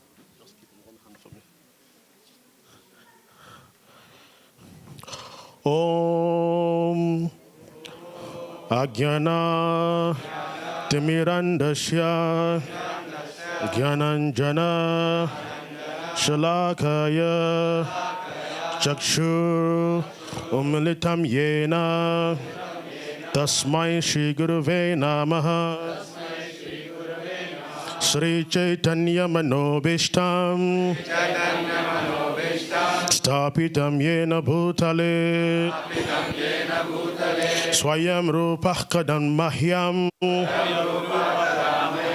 Dadati Swapadantikam Vandeham Shri Guru Shri Yuta Padakamalam Shri Gurun Vaishnavamscha Shri Rupam Sagrajatam Sahagana Raghunatam Vitam Tam Sajivam Sadvaitam Savadutam Prijana Sahitam Krishna Chaitanya Devam Shri Radha Krishna Padan Sahagana Lalita Shri Vishankam Vitamscha Nama Vishnu Padaya Krishna Prishtaya Bhutale Srimati Bhakti Vedanta Swami Iti Namine Namaste Saraswati Devi Gauravani Pracharine Nirvishesha Sunyavade Praschatyade Satarine Nama Vishnu Padaya Krishna Prishtaya Bhutale Srimati Bhakti Siddhanta Saraswati Namine Shri Varshabhana Videvi Daitaya Kripabdhaye Krishna Sambandha Vijnana Dayine Prabhave Namaha Madhuryo Jwala Premadhya Shri Rupa Nuga Bhaktida Shri Gaura Karuna Shakti Vigrahaya Namastute Namaste Gauravani Shri Murtaye Dinatarine Rupanuga Virudapa Apasidhanta Dvanta Harine Nama Gaura Kishoraya Sakshat Vairagya Murtaye Vipralambara Sambhode Padam Bhujayate Namaha Namo Bhakti Vinodaya Sachidananda Namine Gaura Shakti Swarupaya Rupanuga Varayate Gaura Virbhava Bhumistvam Nirdishta Sajjana Priya Vaishnava Sarva Bhoma Shri Jaganathaya Te Namaha Vanchakalpatarubhyascha Kripa Sindhubhya Evacha Patitadam Pavanebhyo Vaishnavebhyo Namo Namaha Namo Mahavadanyaya Krishna Prema Pradayate Krishnaya Krishna Chaitanya Namne Gaura Tvishe Namaha Pancha Tatvatmakam Krishna Bhakta Rupa Swarupakam Bhaktavadharam Bhaktakyam Namami Bhakta Shaktikam Hey Krishna Karuna Sindho, Dina Bandho Jagatpate, Gopesha Gopika Kanta, Radha Kanta Namostute, Jayatam Surato Pangor, Mama Manda Matirgati, Matsarvaswapadambojo, Radha Madana Mohano, Divya Vrindaranya, Kalpadrumadaha, Srimad Ratnagara Simhasanasto, Srimad Radha Srila Govinda Devo,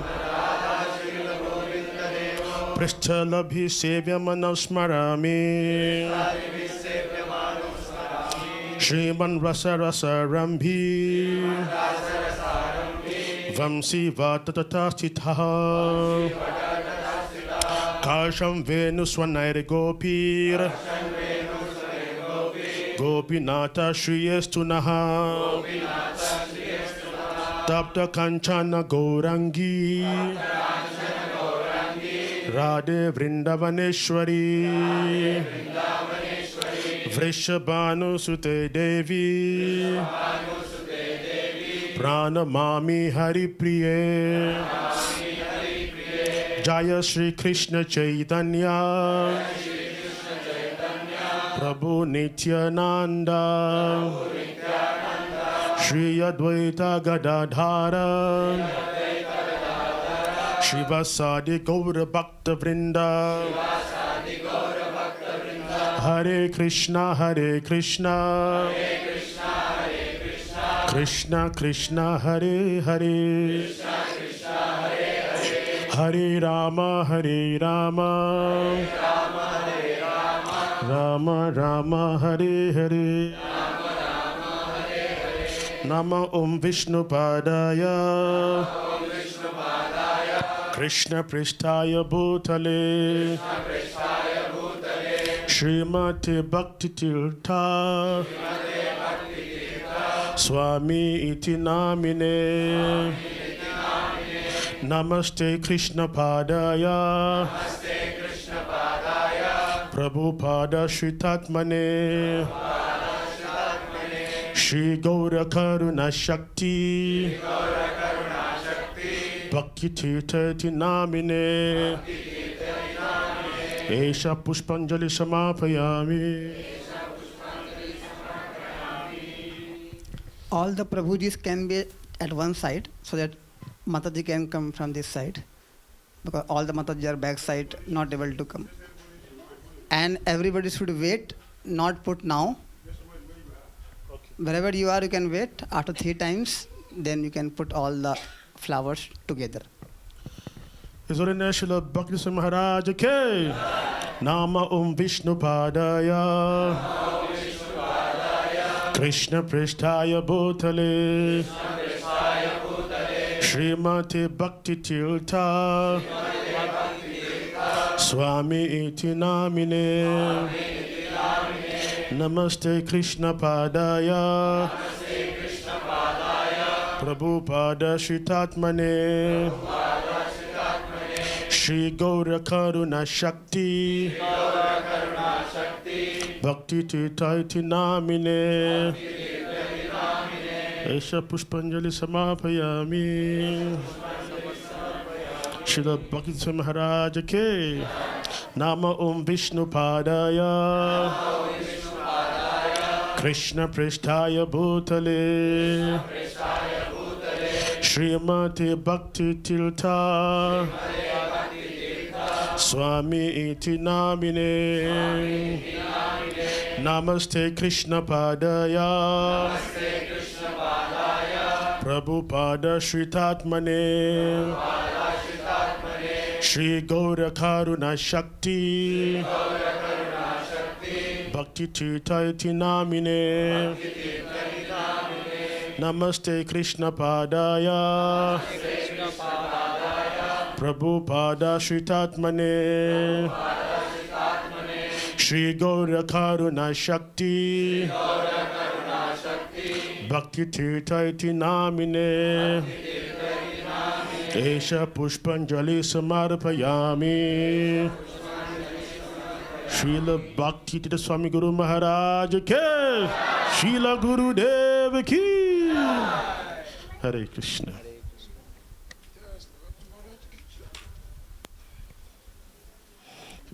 You just wait for your turn and you come and put the flowers. Can you make space for the ladies to come from the right side? Just make a space for them.